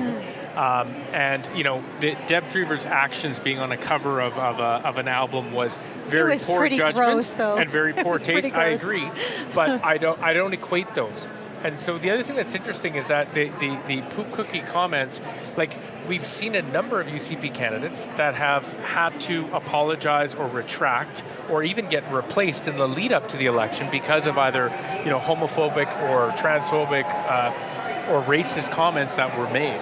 And so I agree with Dwayne that I think how long she sits as an independent is going to depend on the outcome of the election. And it's either going to be a real quick return to the UCP, but even if not the case, she's going to sit, even if she sits as an independent, I'd be willing to wager that every single vote is going to be along with the UCP, regardless if she's within the caucus or outside of the caucus. Well, this was a conservative stronghold. So what does this result signal then? Well, look, this came very close to when people started to vote. Danielle Smith can put out all the statements that she wants. If she is not committing to never seating that individual as a UCP caucus member, that statement isn't worth anything. What she said was garbage, shouldn't be tolerated, it's not worthy of any office in this province or anywhere else. And the fact that this could be a potential person where the balance of power could depend upon is going to be a very challenging, sort of scenario for people in this province. We are running out of time here, but I do want to talk about Calgary Klein, because right now I'm looking at Jeremy Nixon with 48.7% of the vote and Lizette Tejada at 48.7% of the vote. This is in a dead heat. We knew this would happen, so what are we watching for here? Well, again, Jeremy Nixon, by all accounts, has been a very good minister. This isn't about Jeremy Nixon. This is about the unpopularity of Danielle Smith in parts of Calgary, and Klein is one of those areas. Right now we're talking about a 5-vote difference at the last time I looked. Could this be one of the ones we don't know the outcome of tonight? Absolutely. You're going to have to look at, these are paper ballots that are being counted. If it gets within that threshold, recounts and these kinds of things may be coming into play. It's literally flipping as we're talking about it back and forth. In the corner. It did just flip. There you go. The NDP leading in Calgary Klein right now, something we continue to watch as you do at the desk as well. But yes, these results are coming in fast and furious as we continue to watch what is going to unfold in this Alberta election that continues to be too close to call at this point, Linda and Scott. Thanks, Dallas, and we'll show you something that gives you a little clearer picture of what that looks like across the province. Leading and elected, UCP leading in 22, elected in 30 for that total of 52. NDP leading in 19 still, and elected in 16 for that total of 35. So that gives us an idea of why it's still too close to make the call for a majority. Here's a look at the popular vote right now, right across the province. 52.8% for the UCP, 43.5% for the NDP, and just 3.7% for other parties. And let's take a closer look at Calgary, because it's been neck and neck throughout the campaign for sure, and into the evening here. 49.1% UCP, 48.2% NDP, 2.6%. And we were talking about ridings like Calgary Klein, Calgary Curry, Calgary Acadia, where those votes are so tight, and that's why we're seeing the popular vote so tight. And in places where the UCP has been winning outside of Calgary and Edmonton, they're running up the score, and in Edmonton, the NDP are running up the score. So as we all said, Calgary's where it's all at. Linda, your hometown, that's it. It is. It's where the buzz is right now. I want to talk again about that graphic we just showed, which is leading and elected. So viewers at home know we'll get closer to making a call here at Global News once that number of elected goes up and once the number of leading goes down. And we did see a change in the last 10 minutes or so when it comes to that electing more. Let's have another look at that board. As that number 21 starts dipping down and the elected 31, that's where we're getting closer to a call. But again, David, that's why we can't make the call. And you're right, but we also still need votes. And Dwayne Bratt mentioned this a few minutes ago when he took a look at the two Lethbridges. On Lethbridge West, they do have thousands of votes. That's Shannon Phillips riding. But then on Lethbridge East, they only got a few hundred, 1,500. And you really don't want to be going out on a limb and getting things. You'd rather be right than first, as we say in our business, right? And so that's why it's very hard to sort of project some winners. But it has been stable, these numbers. This has been 50-something, 50-something, 50-something for the UCP, 30-something for the NDP. There's no question the NDP at this point in the evening, I know we've had slow counts, They wanted to be further along, and the UCP is probably going, okay, that's phew. You know, I mean, a sense of relief, maybe. Yeah, Danielle Smith. I mean, she could be the premier and great, and it's a political rehab story. But there are what 10 or could be close to 10 UCP MLAs out of work, and of course those that left of their own volition, like the Sonia Savages, the Doug Schweitzers, decided not to jump in with this party. That's a conversation for another day. Yes, well, probably another hour. Another hour. Yeah, maybe. Thank you very much, David. We're going to go to Joel Senek now and Rob Breckenridge at UCP headquarters. Well, let's pick up on that conversation, Rob, about the numbers. We're looking now at the vote totals, at least the votes that we have, the results that we have so far across the province.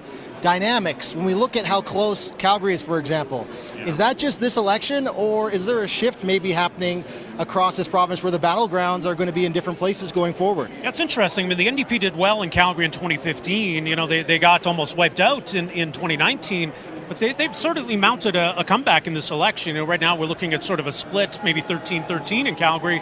The NDP are going to need more to get closer to 44. But, you know, I think it certainly shows that Calgary has changed. You even look at municipal politics. Calgary's elected progressive mayors and councillors. It's become a more politically diverse city, a more politically divided city, you could say.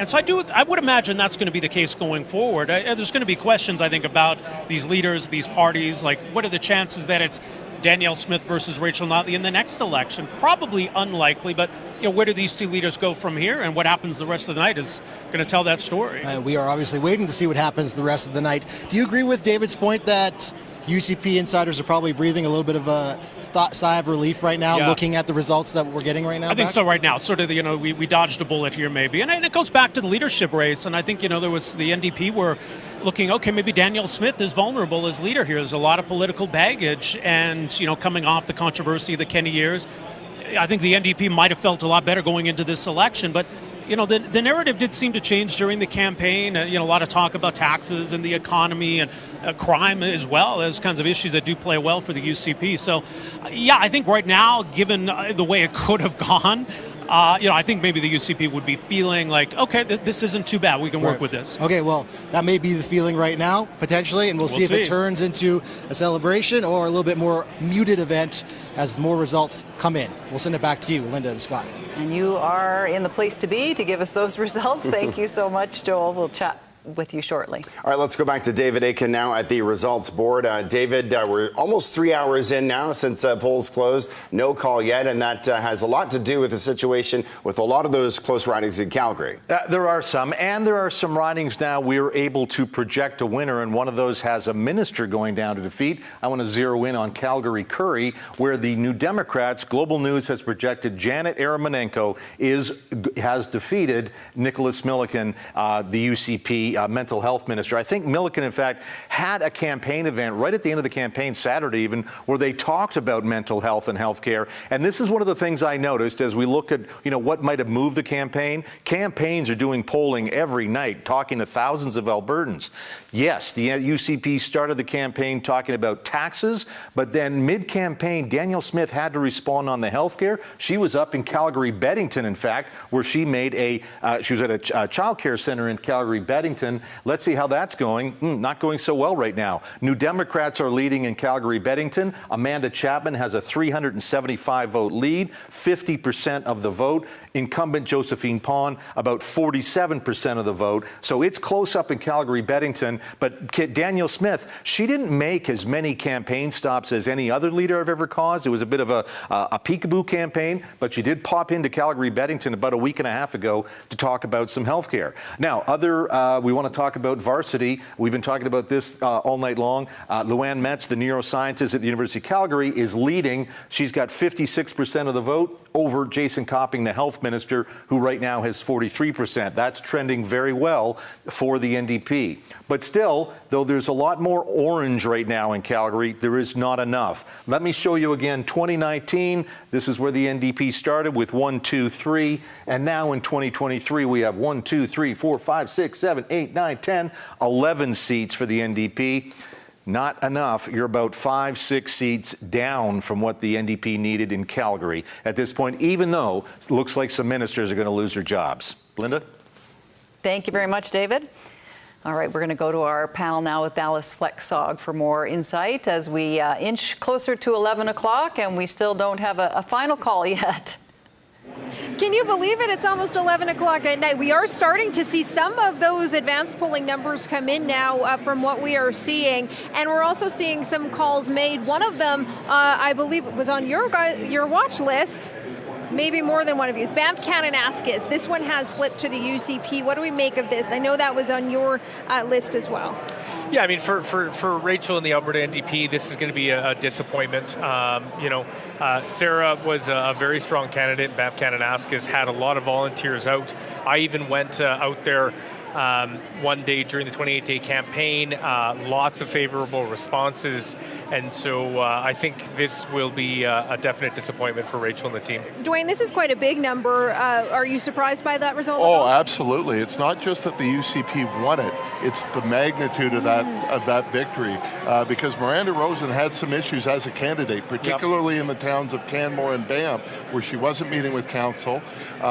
It's a very interesting riding in the sense that if you're in, there's a lot of noise going on. That's what they're cheering for. They're cheering for Banff Kananaskis. Kananaskis. So there's a good indication, Jason, that this was a riding to watch. When we hear that's probably some of the biggest cheers we've heard all night. Certainly, right? And I think it's, there are many ridings where the Conservatives know that they're going to have issues. They're deploying resources. Certainly, Darren has gone into what the NDP has done to try and pick some of those off. And when you get one of those, especially when you're seeing a Nicholas Milligan go down and a few others on the brink who had ministerial portfolios, who a lot of resources were sunk into, who had, the former Prime Minister endorse them, that must feel good for the UCP to carry over.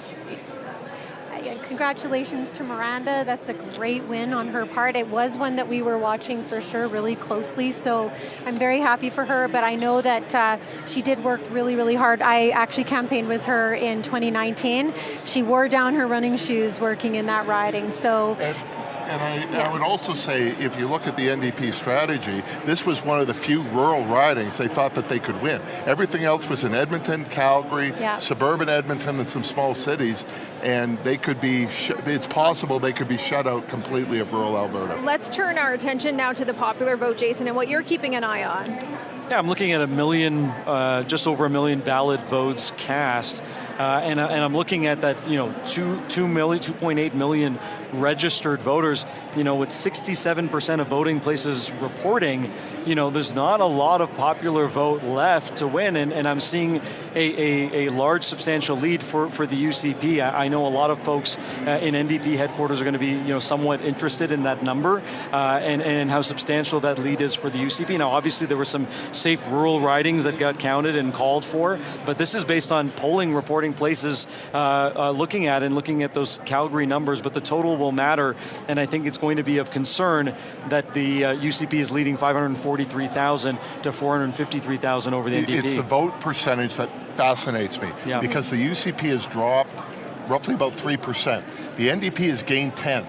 But that 10 has come at the expense of all the smaller parties. Exactly. The Alberta Party, the Liberals, the Greens, they've all moved to the NDP, but that's been insufficient. They haven't moved enough former Conservative voters to the file. They needed more. They've grabbed other people. Yep. And for our viewers, there have been 14 registered parties in this Alberta election, but as we know and we are seeing tonight, it is down to just 2, the UCP and the NDP, as those numbers continue to roll in. Linda and Scott? Thank you very much, Dallas. Again, we have UCP 52, NDP 35. We'll take a deeper dive into that, leading and elected across the province. UCP leading 18, elected 34 for that total of 52. NDP leading in 15, elected in 20 ridings for that total of 35. And as we mentioned earlier, those are starting to change a little bit. UCP has been elected in a few more ridings, so inching closer to that magic number of 44. Once again, leading or elected in 52, 35 for the NDP at this point in time. All right, let's go back to Carol-Ann and Shay live at NDP headquarters in Edmonton. Carol-Ann. That's right. We haven't checked in with both of you in a little while. Still very much a festive mood here. People are very happy with the results they see, especially in Edmonton. If we take a look at Edmonton's biggest battleground was Edmonton Southwest. Yeah. And Nathan Ip is leading right now. Yeah, out of the 20 ridings in the last election, the NDP won 19. The only one they didn't pick up was Edmonton Southwest. It was won by Casey Madju. Of course, when he was Justice Minister, there was the controversy around his call to the police chief. He was removed from that portfolio, but Danielle Smith made him Deputy Premier. He is trailing. I don't think we've called that one yet, but Nathan Ip, the NDP candidate, is leading in that one. Now, that creates a really interesting situation. Should the NDP win every single riding in Edmonton, and it looks at this point like the UCP, if the trend continues, are going to form government, you don't have a single representative from the capital city. So how does that happen? Where do we go next? That's all going to be in the donut area. So that'll be a fascinating thing to play out. But at this point, it looks like the Deputy Premier could lose his seat to Nathan Ip. Now, of course, good news in Edmonton, but yeah, NDP fought so hard to prove that, 2015 was not a fluke. It wasn't an accidental win, as Jason Kenney called it, but there is some concern looking at those results. So we'll throw it back to the desk now. All right, thanks very much, Caroline and Shay. David Aiken is with us once again. As we heard from Jason, we are getting a lot more votes in now. Over 1 million votes have now been counted. As we know, the vote total in the 2019 election was about 1.9 million. So we're inching closer to the point where a lot more of these are coming in, and we could be getting closer to a I've got friends I've known for years, political operatives on both sides, and this is the case in our country. People who work for the NDP here in Alberta, work for the NDP in Ottawa or in BC, etc., and they will know the vote totals. The campaigns are so sophisticated now, they're using database software. They'll know how much they pulled their vote, and they'll have a very good indication of how the night is unfolding, even though Elections Alberta has not yet counted everything. So I'm keeping an eye on the moods. That's why I asked what the mood is at campaign headquarters, because campaigns know. In 2019, the Kenney campaign, they absolutely slammed it on the advanced polls. They knew they had pulled all their vote, and I remember talking to them as the polls closed. They said, we got this one, and they did. So campaigns, and even in a close campaign like this, they'll have a very good idea who should have won and where. Let's talk a little bit more about the point that Dwayne Bratt made earlier, and that was very interesting. That the NDP is eating into that some of other support. Right. It's so if there was Alberta Party, I think in 2019 was what 5-7% of the poll. It's not polling that high, and it looks 9%, like 9%. I think they were. Was it that? Was it 9%? 9%. There you go. So that's the NDP got that vote, but not Conservative voters. All right, let's go back to Dallas Flexong and the panel with more insight into what we're seeing tonight. Dallas. Lots that we're seeing tonight, as you see those numbers at 52 and 35, and we are getting a sense of where this night may be going. What are we making of the numbers and some of the ridings that we maybe predicted and maybe did not? Yeah, look, I think the math was always going to be hard for the NDP. They've done a good job investing in the ground game, and you're seeing that in ridings that are going to be competitive. But in a change election, Dwayne, as we've talked about, you got to be running away with some of these ridings. They can't just be close. Well, and we knew that Battleground Calgary was going to be here. Right now, the UCP's leading in 15 out of 26 ridings. Yep. The NDP had to win Calgary and win by a fair bit, and they're losing Calgary. Now, they're doing better in Calgary, I think, from a popular vote, better than they even did in 2015. Correct. But it's seat count, and they're up against the UCP that's probably going to win 14 or 15 seats in Calgary. It's been a lot of hard work, and again, I attribute it to the positive messaging. I attribute it to the change that happened during the debate. We've seen a real shift over here over the last few days. I certainly felt it when we were talking to people. So we're still waiting for everything to come in, so it's hard to give any specific analysis. How is the donut doing right now around Edmonton? I know that was I haven't had a chance to see those numbers at this point. I think there's still a few tight races over there. Right. Yeah, I think we were hoping to see that Strathcona Sherwood Park seat between Glubish and Bill Tanita, that we would have pulled that out and doing better than we are. It's still very tight, but I think there's a number of ridings even in Calgary that our hope, or the NDP's hope, was that we would be much further ahead, and that a couple would be close, but not nearly as close to what they have. And then, of course, the seat like Banff Kananaskis that was lost to the UCP was another disappointing outcome. Any other surprises that you've seen tonight, Jason? No, I think what, piggybacking off of Leila's comments, it's, the narrative, right? There's going to be a lot of analysis on what we're seeing right here as clearly there was this momentum building, there's this contentious sort of nature between the advertising and everything like that. But because these are so in the weeds and close ridings, it's hard to form a narrative about what's really sticking things up for the NDP where they felt confident and what's really propelling the UCP over some real challenges that they've had with either candidates, narratives, and internal party discourse. And if you look at the donut, they grabbed Sherwood Park, they won St. Albert, but those ridings are similar to Edmonton. What they needed to get were sort of the suburban rural ridings, the Morinville St. Albert, which they did not, the Strathcona Sherwood Park that they did not. And so those are some of the problems. We're going to leave it there. There's a buzz in the room right now. We can certainly feel it. Linda and Scott, we will throw it back to you. Absolutely. Thank you, Dallas. And we do have breaking news.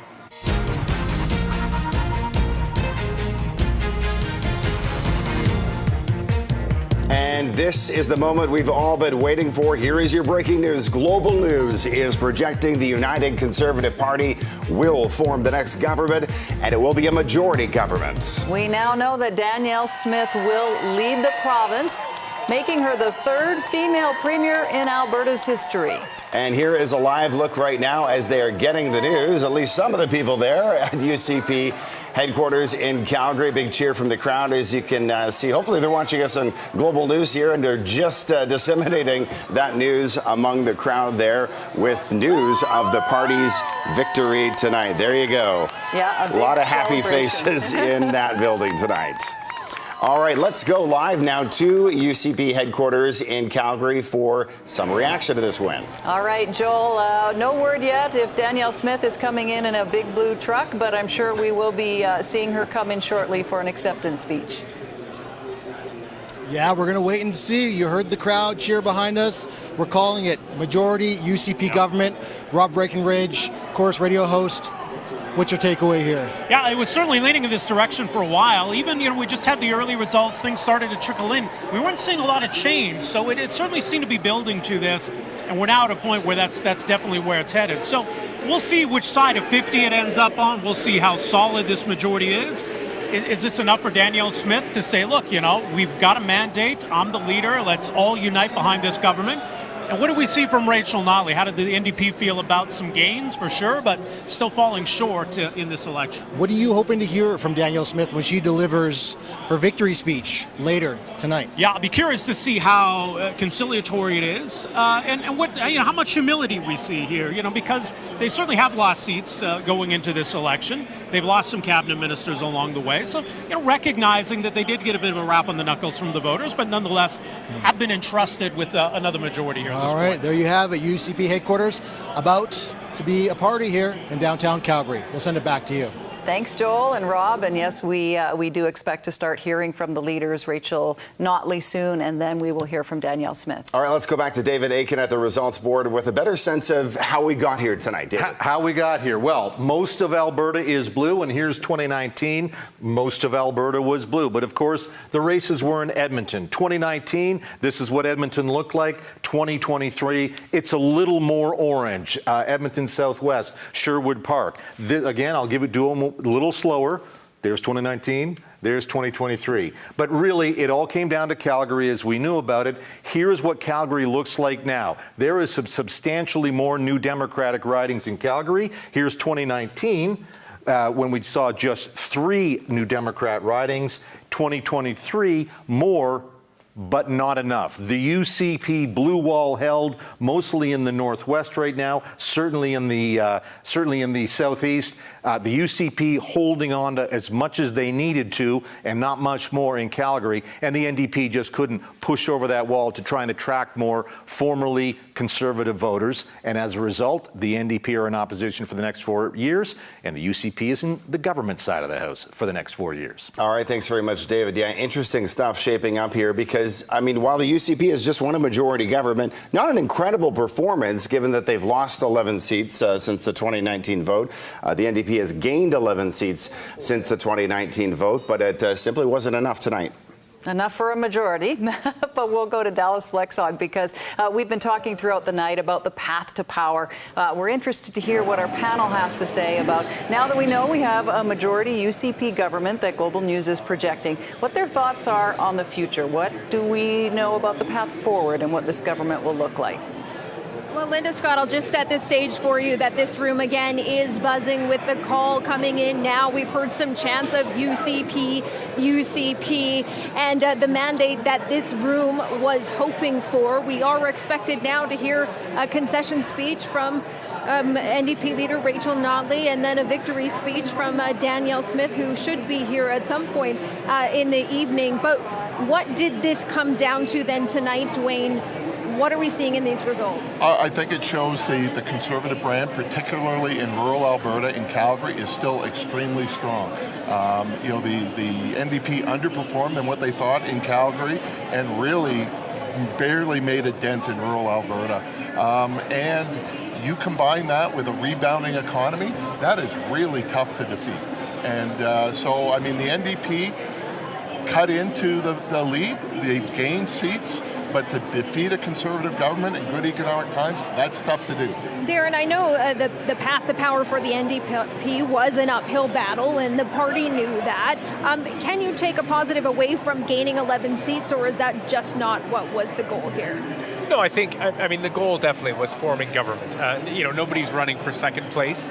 But what I will say is that I know the team is incredibly proud that they ran a very, very strong campaign, gained a number of seats, and in fact, I still think that some of the seats that are too close to call right now, some will break for the NDP, and so the seat count will be closer to, I think, a high 30s, even maybe hitting a 40 mark, meaning that it's going to be a much different legislature.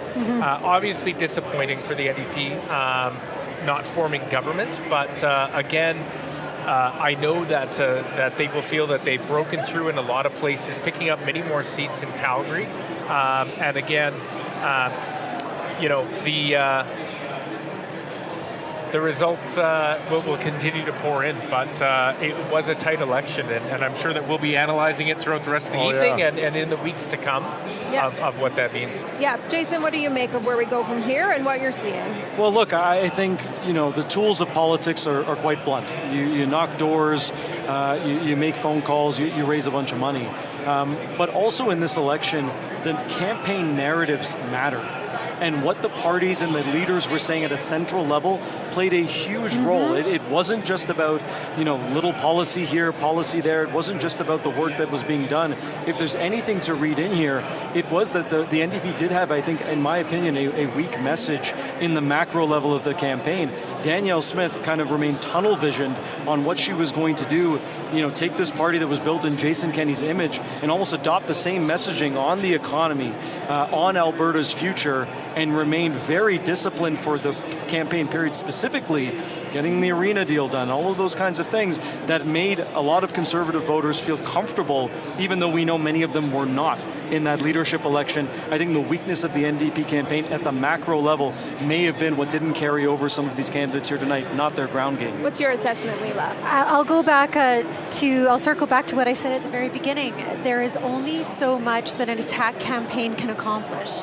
And I've seen it over and over again. It doesn't matter. There's a lot to talk about. There was certainly enough, you know, material on all sides and records to look at from the past in order to be able to talk about. But Albertans deeply care about each other. They deeply care about their neighbors, they care about the economy, and they care about the economy because they want to take care of each other. They care about their social programs, they care about hospitals, they care about education, all of those things. And they want to know what you can bring to the table, what those solutions are. The attack ads are effective up until a certain point, and then after that, it becomes an issue of whether or not a person actually can talk about their record, who they are at their core, bring that forward as a legislator, or if that's going to be it is. If you're vying for the position of opposition, then that's the position that you're going to get. But if you have the grace and the fortitude to acknowledge your mistakes, be able to move forward and show your work along the way, aside from the attack campaigns, I think there's a much better opportunity for a win. Well, now that we have the call, there is so much we could be talking about right now. What to expect from both speeches, what can we expect from both leaders, starting with Rachel Notley and the NDP. Does she stay on? What we could see in cabinet. Do you want to tackle any of those? Because they're huge topics, and where do we go? On cabinet, we knew that there were cabinet ministers who didn't run again, Travis Taves, Sonia Savage, and a number of them lost their jobs tonight. Right, Jason Copping went down, Nick Milliken went down, Casey Madhu went down, and Tyler Shandro and Rajan Sawhney and Nathan Newdorf, they're in tough battles. Yep. So it will look a very different cabinet than what we saw before. I was worried about governance, and I've talked about the worry of governance, whoever won, but with the UCP winning Calgary and winning rural, they got 2/3 of the province, but they're absent in Edmonton. And they're even absent in some of the suburbs of Edmonton. That will be a challenge for the UCP. How will Danielle Smith then serve the city of Edmonton? I immediately, off the top of my head, I think of Cyril Turton, Dale Nally, around in the donut to be able to serve. They're close enough, I think, to understand and to be able to listen. And there's going to be a strong opposition that is very much in tune with what's happening in Edmonton. I don't think that it's going to go quietly into the night without any representation. The voters have spoken tonight. The voter is the powerful person. It's the only reason any of us get to serve. So we have to listen to people whether they voted for us or not. What I will say is that in the last 4 years, I know that the Edmonton business community and Edmonton has felt neglected by the UCP government. And that was even with Casey Madhu having a cabinet position and all of these MLAs that had the surrounding donut seats. And so I'm positive that this is on the minds of many business community leaders in Edmonton. How will this new UCP government ensure that Edmonton is treated fairly, equally to an extent to Calgary? I mean, it is the capital city, it is the second largest city. And I think that is something that Danielle Smith and the UCP government's going to have to answer very early on.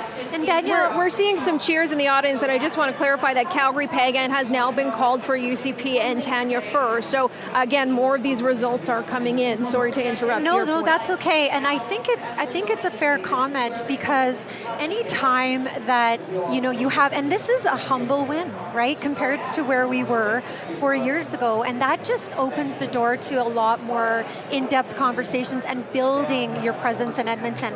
Again, I feel that there's so much opportunity to be able to do that, and I've heard Danielle on multiple occasions speak to that exactly. So I hope to see that happen. Danielle Smith got her mandate. This is what she was hoping for, and a majority government. Yep. So what are her next steps? Because we know her Bill 1 is all focused on taxpayer. Great bill. Well, even before we get to the bills, they're going to make a speech tonight, right? Yep. And I think you opened the door earlier. What are those speeches going to look like? I'll start with Rachel Notley. It's premature to think about what the future is going to look like, but that's going to be a tough speech to make.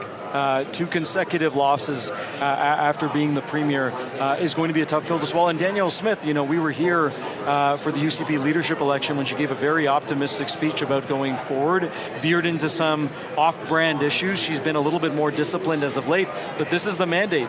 This is the vision now. And despite the fact that it's a humble win, I fully suspect her to think of it as a very, very big win and not acknowledge that nuance whatsoever. But she will have to speak to the rest of Albertans. Those videos aren't going away.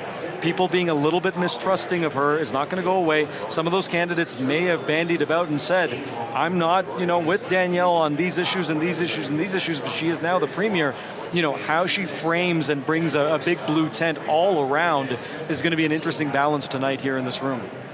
And what do you make of what we might see out of Rachel Notley and the NDP party going forward from here? Because they did pick up seats. Is there a chance that Rachel Notley stays on, or are you expecting something different? I don't know if we'll hear that tonight, but it's obviously going to be a conversation the NDP is going to have. Because yes, they did gain seats. They got 43, 44% of the vote. They've got 35 seats. It may rise to 36, 37 seats, but this was also a winnable election. And as a leader, we've seen in the history of Canada, you lose an election, that's it. She was given a second opportunity. I don't think she's going to stick around for long. Whether that's tonight, whether that's a month from now, 6 months from now, she will step down. Darren, you spent 10 years with the NDP and you volunteered on this campaign, so what are you hearing from yours? people in your camp about tonight? Well, I think it's mixed emotions. So again, people are proud of the campaign that the NDP ran. It was a strong campaign. The party gained more than 10 seats. Which, again, when I think back to when I was first elected, you were going we went from 2 to 4. and that was, we doubled our seat count. So a substantial gain, obviously disappointing loss not to form government, but I think, Rachel's speech, she's been very, very focused on this campaign. I'm very confident we won't hear anything about her future other than thanking the volunteers and the thousands of Albertans who place their trust in the NDP. I mean, you still have the largest opposition in Alberta's history elected tonight. And so I think it'll be obviously a conciliatory speech, but one that is just focused on a strong opposition, what we did accomplish, and I think the other conversations around what does the future look like will come up in due course. Let's talk about the strongest opposition in Alberta's history then. Is it going to be difficult to get things done, or is this enough of a spread that we will see? Oh, this is a good enough spread, right? This isn't the 46-41 scenario. They're going to have 50 seats. That's going to be sufficient to get things done. This is a comfortable majority. Good enough. We're going to have to leave it there. I'll throw it back to you, Linda and Scott. Thanks, Dallas, and to our panel. And for our viewers and radio listeners, we are keeping an eye on Rachel Notley and the NDP headquarters. We understand that she will be speaking shortly. So we want to bring in David Aitken to ask you, what are you expecting to hear tonight? Well, actually, I think that was some pretty wise comments. I think it was Darren made it, or Dwayne, I'm not sure. But she's absolutely going to want to thank her supporters, thank the Albertans that voted for her. But I think when you're at 35 seats and you've increased that much, she gets the right to say when and if she wants to leave, if she wants to. I don't really see a leadership contender in the background. We may think of certain names, high-profile critics like Shannon Phillips, et cetera, and so on. But she's very popular, not only in the Alberta NDP, she's popular in the rest of the country with New Democrats in BC, in Ottawa, you name it. So I think for sure she's got the right to decide her own future. And really tonight we'll be thanking people and thanking some of the new Democrats like Luann Metz in Calgary Varsity that are now going to join that caucus. So we talk about a UCP victory, but in the same breath, and you were just mentioning the number of seats that they've lost tonight, a lot of those are cabinet ministers, or at least the ones that appear that they may lose. Right, and again, I'm not in front of my board, so I can't look at Tyler Shandro in Calgary Acadia, but last I looked, he was one of the ministers that was losing. We have Milliken, Copping, Jeremy Nixon, Casey Madu. There we go, Calgary Acadia, yeah, so that's 68 votes that Batten is up. There's Calgary Klein, Jeremy Nixon, 30 votes behind Lizette Tiada. And this, I love our producing staff is so on the ball. Thank you. Luann Metz, that's where I was going next. Calgary Varsity. Jason Copping, the health minister. Edmonton Southwest, there's one deputy premier. Casey Madu, who is behind. Lethbridge East, they're just so sharp up at the control room. They saw it coming. They saw it coming. Deputy Premier Nathan Newdorf. Now, he has come ahead now. So that's the last we looked. Rob Miyashiro was ahead. So maybe one deputy premier gets in. But you get the point. Right. Is some senior people, some big hitters at the cabinet table aren't going to be at the cabinet table. So Danielle Smith is going to have some thinking to do about how she wants things. If I was going to ask, I'd be interested in the panel's thoughts on this. Brian Jean's star, I think, has risen because he definitely helped back up Danielle Smith. He was the face of the party. He was called the secondary tour. He was definitely out there talking up the party, and he was doing it in Calgary. He wasn't up in Fort Mac. He was down in Calgary for a big part of the campaign. Yeah, so we know we're keeping an eye on Rachel Notley entering the room to give her speech tonight. And you had said before, David, that although it's not in their name, this is a united NDP. So with numbers like this, you said she's got the floor. She can do what she wants in this leadership role. Yeah, I think absolutely she does. And New Democrats, for a long time, Darren Billis was mentioning when he was 2 to 4. There was a time when Rachel Notley, 2008, yes. So 2008, there was Jack Layton. Remember the NDP universe at the time? There was Jack Layton, and that's sort of where the NDP the NDP constellation was about that in Canada. And then when Layton died, Tom Mulcair was there, but he sort of flustered. The NDP constellation moved to Rachel Notley. I could tell you, there's a lot of people in her back room. Okay, there we see the leader right there. A lot of people in her advisors, her chiefs of staff, her former chief of staff, Anne McGrath. What's Anne McGrath doing right now? Running the federal NDP. So Rachel Notley has attracted a lot of talent that is now working for New Democrats in other parts of the country. That's a significant legacy on her. And there we see, once again, a live shot of Rachel Notley at her headquarters, the Westin Hotel in downtown Edmonton, shaking hands and speaking with supporters as she makes her way to the stage to make a concession speech. Obviously, she didn't want to make tonight. She would much rather be making an acceptance and victory speech, but unfortunately, that is the case for the NDP. Still That's picking a pretty up. quick walk to the stage. It was. I was thinking I'd have to be talking a lot longer than that, but there she is waving to the crowd. Not a total loss for the party tonight, picking up 11 seats. Actually 10 now, the numbers just changed from the 2019 election, but there is Rachel Notley, downtown Edmonton, ready to address the crowd. She's about to speak, so I don't want to get you started here, David, so we'll listen in to Rachel Notley. Thank you so much, Jody, for that wonderful, wonderful introduction, and by the way, congratulations, Jody!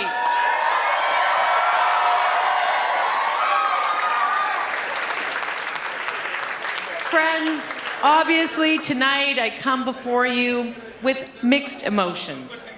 On one hand, I feel tremendous gratitude and pride in the people of Alberta and those who stood up and put their support behind building a better future.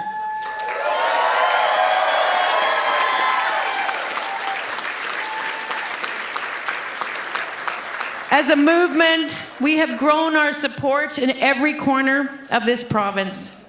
I'm very pleased that we will be welcoming at least 10 more MLAs to our caucus.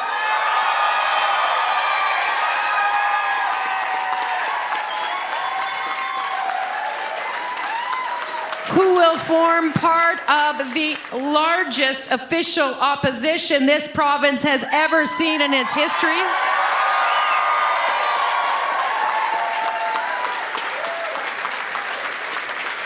And that as a party, we earned the largest percentage of the popular vote in our party's history.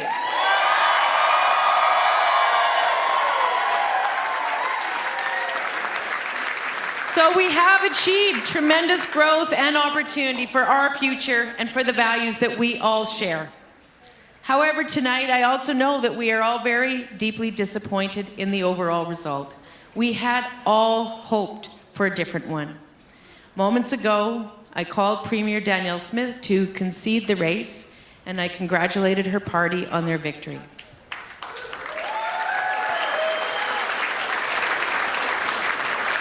To all those of you, to those who offered their unwavering support, their dedication, and their belief in our vision for Alberta in this election, you are the reason that we fight for what we believe in.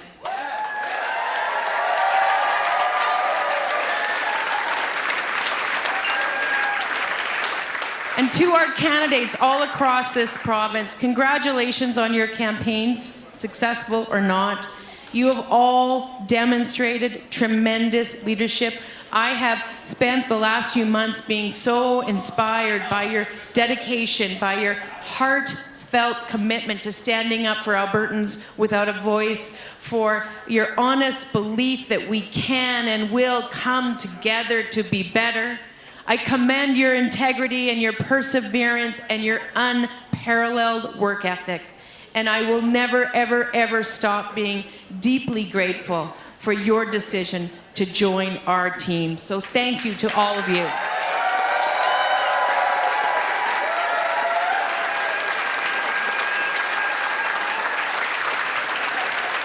And to those new MLAs, I say to you, welcome, congratulations. Get some rest tonight and then get ready to get right back down to work.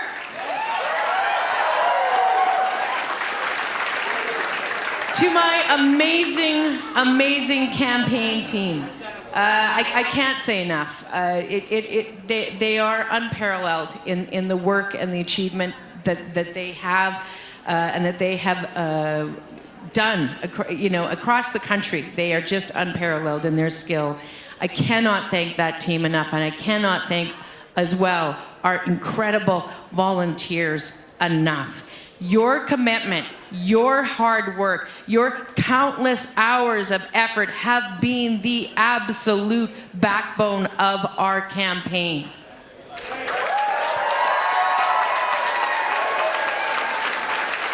You've all shown incredible dedication and passion, and I am forever grateful for your support.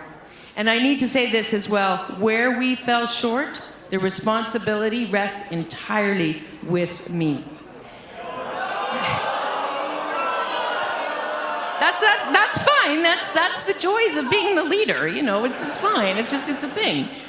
You know, it's part of responsibility and accountability. Those are things we care about here. But I do know that at the same time, we ran a strong, principled campaign, and it was based on our beliefs. And it was based on our desire to create a better future for all Albertans.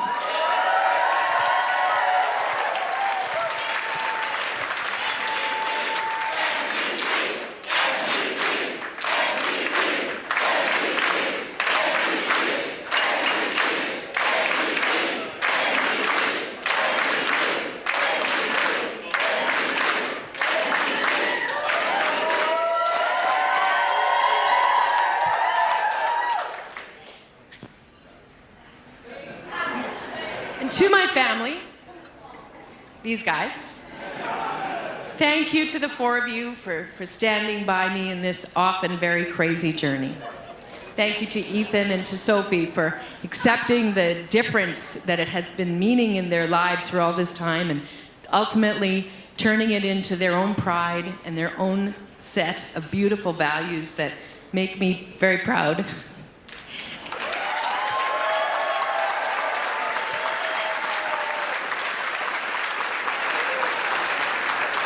And thank you again. Seems like I'm doing this every 4 years. Thank you again to Lou, my lifelong sounding board.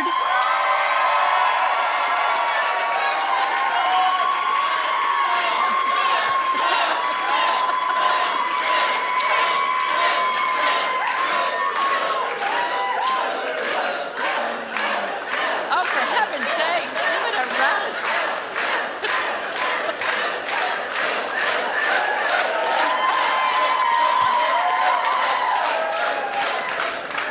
Anywho, lifelong sounding board, sparring partner, and apparently personal cheerleader, but also occasionally for me, all wrapped up into one. And also, Lou, thank you very much for mopping the kitchen floor today. That was awesome. I love you all so much.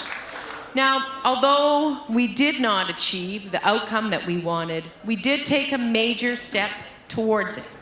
The unprecedented growth of our party through this campaign is a warm light, one that gives me a lot of optimism for the work to come. My friends, let me be clear, now is not the time to let up.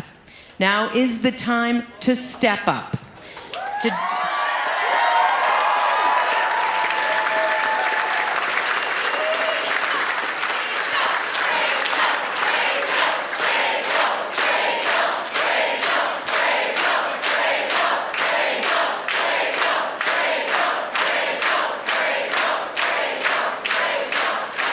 Now is the time for us to do the work that has been asked of us. It is my honor to serve as your leader, and it is my privilege to continue to serve as leader of the official opposition.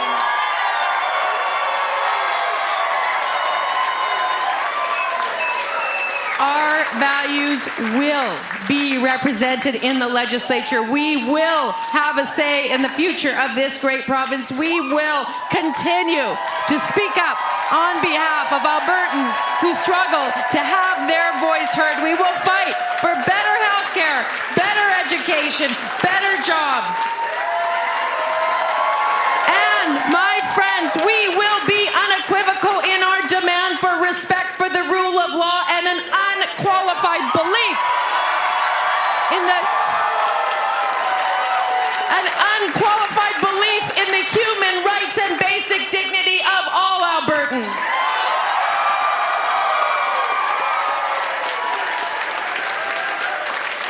The challenges we face, the challenges facing Alberta, economic, environmental, social, they all require dedication and determination. And we will bring that to Alberta's legislature tirelessly. We will never stop working to rebuild our public health care, to support the well-being of our communities, to protect our mountains, our pensions, and our kids' education, all while ensuring we have an economy that works for absolutely all Albertans.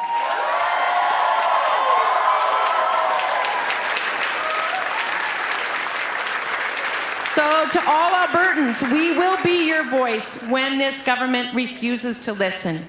And one small message to Danielle Smith and to the members of her new caucus, I say this. If we had won, because, you know, inside piece of information here, I actually had 2 speeches drafted for tonight. If we had won, our commitment was to do everything that we could to move past division and to govern for the vast majority of Albertans, to be practical and pragmatic and to listen to all voices. So I am asking you to remember the majority of Albertans tonight and to commit to a government that prioritizes the need and aspirations of all Albertans.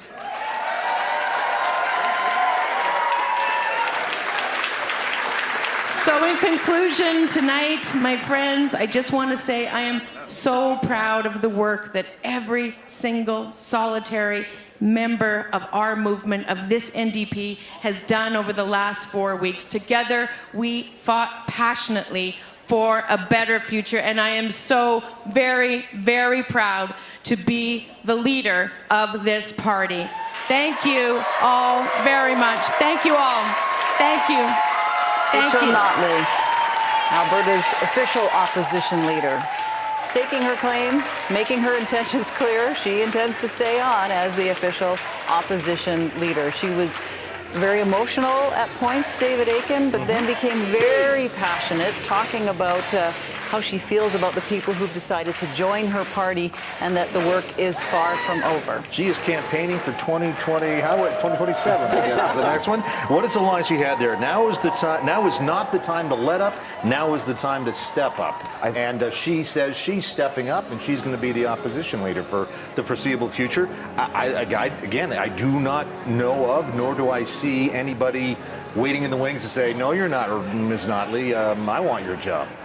Obviously disappointed in that speech, but also said she had gratitude and pride. She thanked her team. She said she was inspired by her volunteers and her candidates. I thought one of the most interesting points, and the crowd kind of audibly sighed when she said this, was she did personally take responsibility for this loss, saying that where they fell short in this campaign, that fell on her own shoulders. What did you make of that? Yeah, I mean, to be honest, all leaders do that. And we've seen leaders over the years look crushed, look elated. Politics can be a rough sport. And that's what I also admire about Rachel Notley in this instance.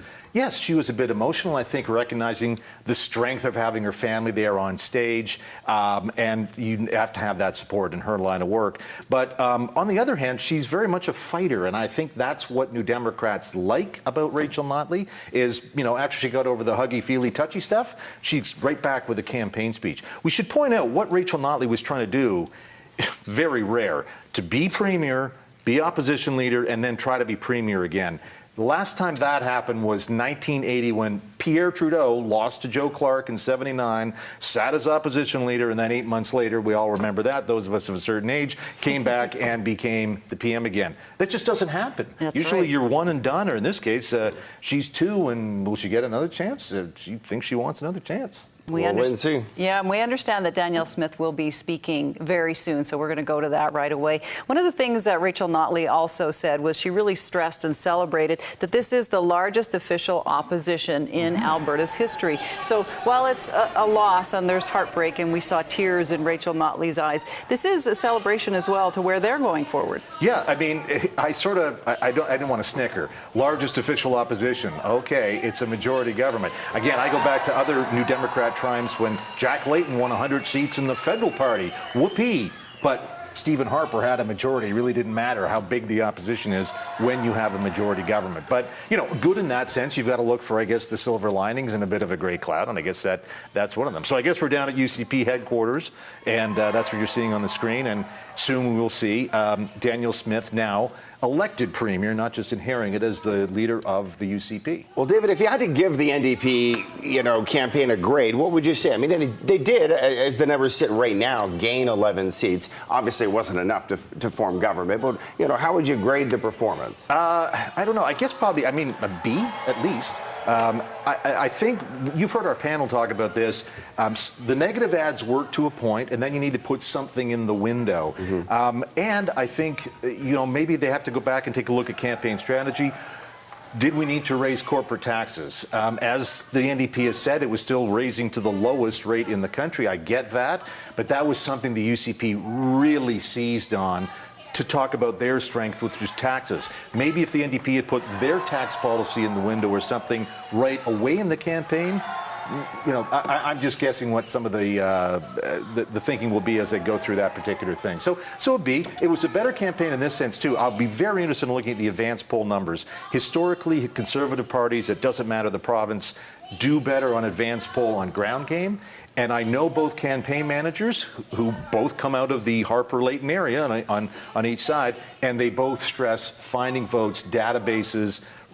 They both stress very similar methods to success. One, Steve Outhouse is the UCP campaign manager, Newfoundlander, and he came into the province and was hired by Danielle Smith to do just what he did tonight. So congrats to him. Nate Rotman is the campaign manager on the NDP side, and he'd probably want another week. This is a live shot of the Calgary UCP headquarters, and we're just waiting for Danielle Smith to arrive. We know it will be momentarily. I can tell you, Tyler Shandro, I'm getting it in my ear. Back in the lead in Acadia. Things are popping in. Casey Madhu, we have projected defeated now in Southwest. Nathan Newdorf ahead in Lethbridge East. So some of these close races. Maybe that's what Danielle Smith is doing. She's checking out to see what's going on in Acadia. Well, yeah, we should remind viewers. Does she still have a justice minister? We should remind viewers, as we were just talking about, concession speech. We'll have a victory speech here in a moment. There are still a number of these ridings that are too close to call, and we may not have called by the time we go off the air. This speech is obviously, I think, is the more interesting one because, as Rachel Notley said at the end of her speech, in her victory speech, had she been able to deliver a victory speech, she would have been talking about reaching out to those who did not vote NDP. Danielle Smith, I think, same thing, needs to reach out to people who did not vote for her. You can't heal a division unless both parties are ready to sort of do something about that. She did lose. She has a smaller caucus than she did when the night started.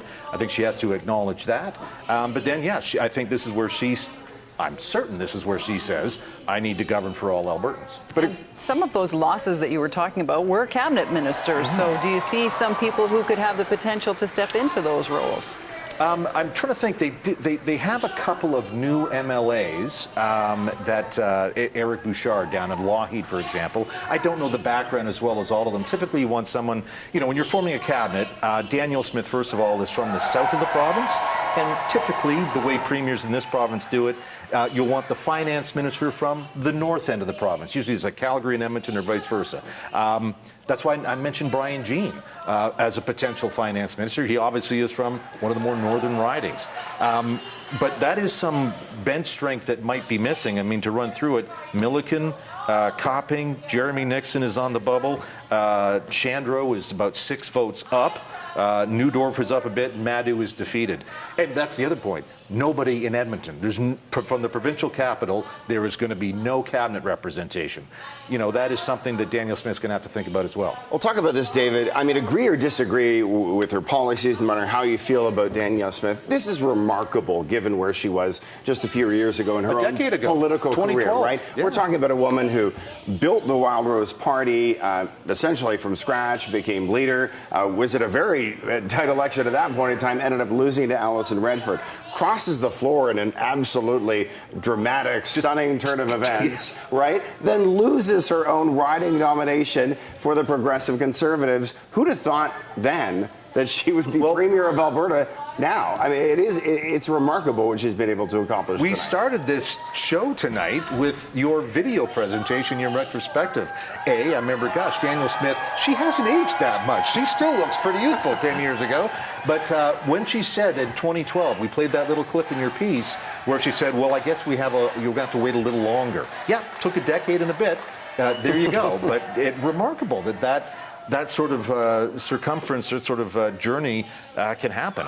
So congratulations to Danielle Smith on that front. But as I said, she did lose some key cabinet ministers, but yep, I'd be all smiles too. And she's entering the room.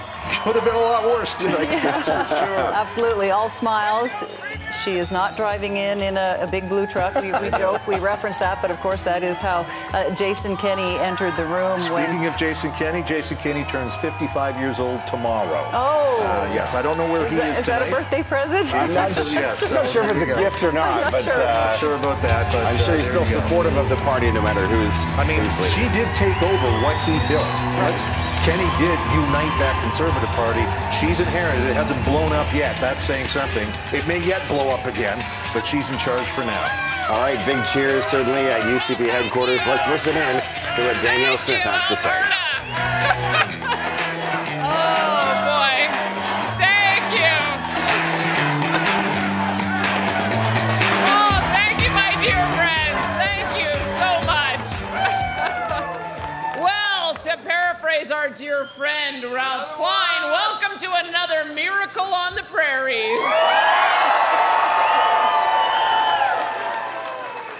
My friends, this was the very definition of a hard-fought election. We faced the most expensive, fierce, and coordinated opposition and third-party political campaigns in provincial history. Now, many folks wrote us off, even just as recently as last month. But you know what happened? Despite it all, today, Albertans chose to move our province forward by re-electing a strong, stable, united, Conservative majority government. Now, this victory would not have been possible without the incredible work of so many. And thank you to our amazing campaign team, to our party and campaign volunteers, and to every single one of you that donated your time and your resources to this campaign. You all made the difference. And thank you. Thank you.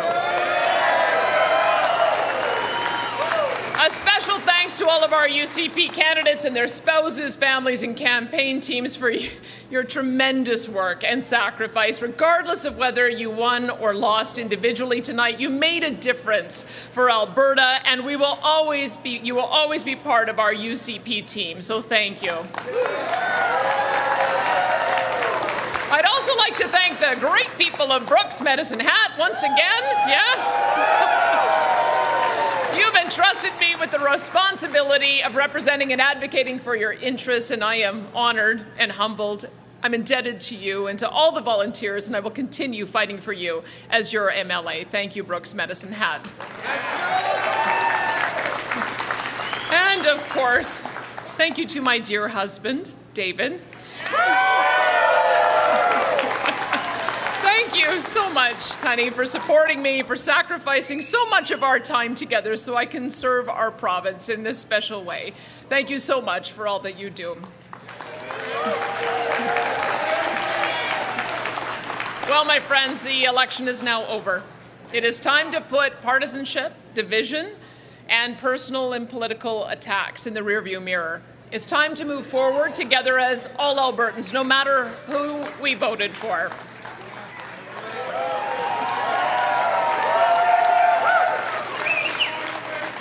And on that note, Rachel Notley called me earlier to concede the election with honor and with dignity. We all know about our differences of opinion, but I believe that Rachel Notley is a loyal Albertan who loves this province as much as I or anyone else.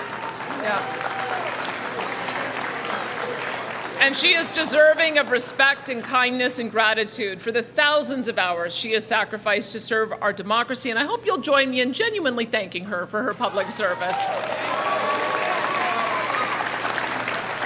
And just as I would like to thank the hundreds of thousands of Albertans who voted for the UCP today, I want to speak for a moment to every Albertan who did not. I want you to know that my oath is to serve all Albertans, no matter how you voted.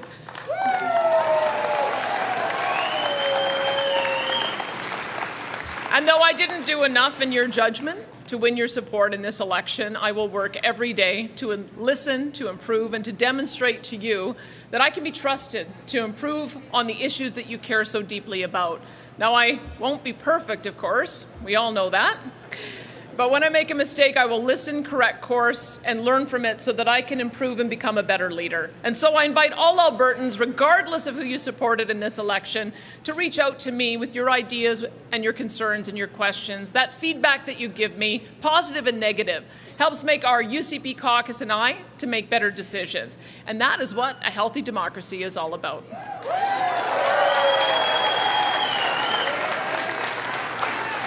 Now, before I go further, I think it's important tonight to recognize the courageous sacrifice and efforts of our firefighters and other first responders who are fighting and winning the battle against forest fires across our province. I'd ask all of us to stand here and applaud our heroes of Alberta. Yeah. That is what Alberta is all about. We look after each other. We take care of each other, and we must remember that there is much more that unites us than divides us. And we will need to be unified in the days and years ahead because there's so much work to do together. For example, we need to make sure that you and your family keep more of your money for the things that you need, especially during this time of high inflation. We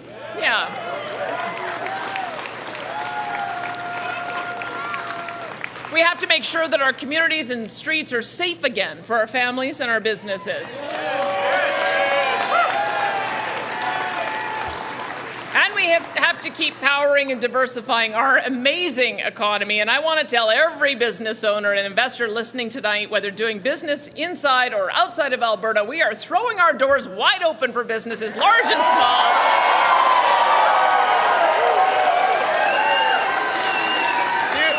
To make this province a home for your business and its employees. Enjoy the benefits of the Alberta tax advantage and bring your jobs and investments here because you are both welcomed and valued. And to demonstrate that, the first bill of our government in the legislative session in the fall will be to guarantee that unless Albertans say otherwise by referendum, the only direction business and personal taxes are headed in this province is down.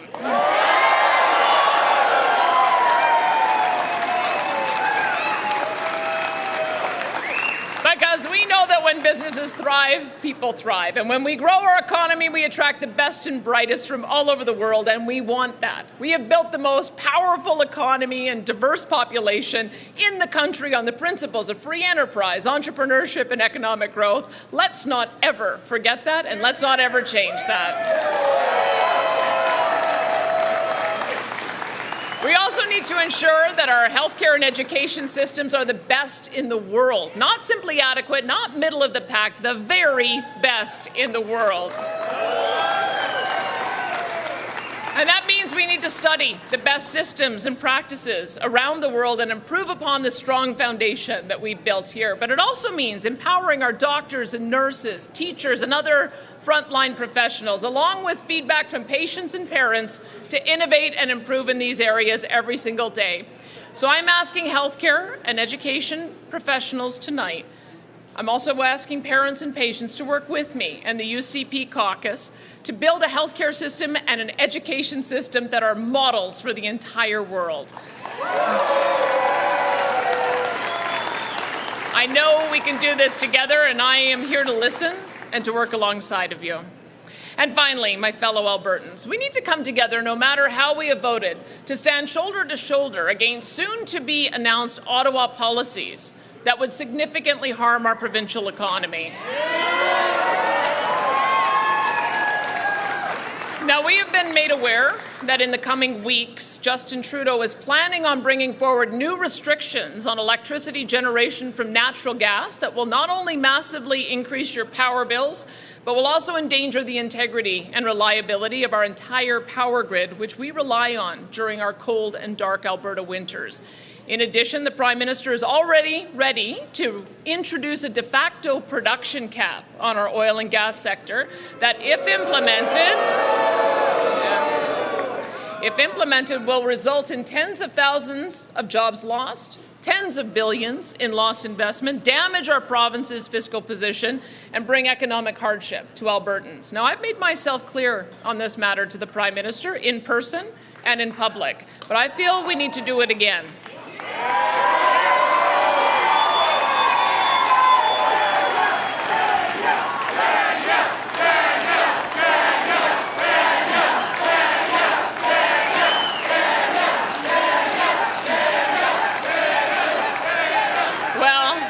Hopefully the Prime Minister and his caucus are watching tonight. But let me be clear, this is not a road we can afford to go down. If he persists, he will be hurting Canadians from coast to coast, and he will strain the patience and goodwill of Albertans in an unprecedented fashion. And as Premier, I cannot, under any circumstances, allow these contemplated federal policies to be inflicted upon Albertans. I simply can't, and I won't.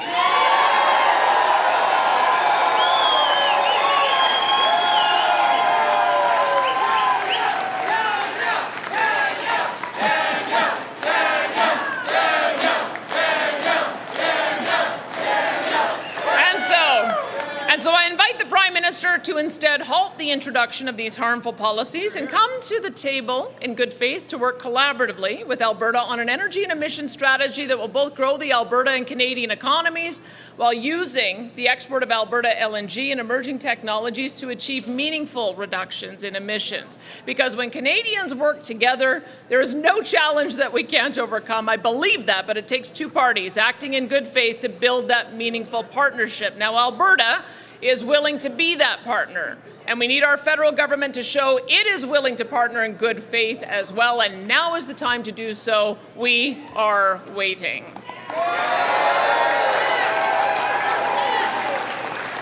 So in closing, my friends, tonight is a time for celebration. We celebrate, isn't it? Yeah.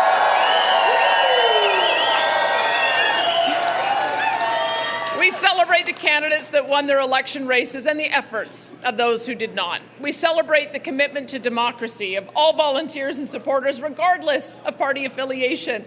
And we celebrate those who have sacrificed to secure and protect our right to vote and be a free and prosperous people. And we celebrate this beautiful province and all who live here.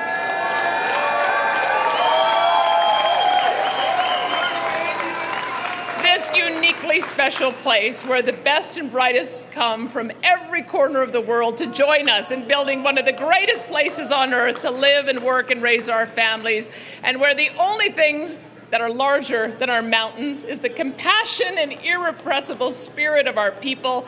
From the bottom of my heart, thank you, Alberta, and may our province remain forever strong and free.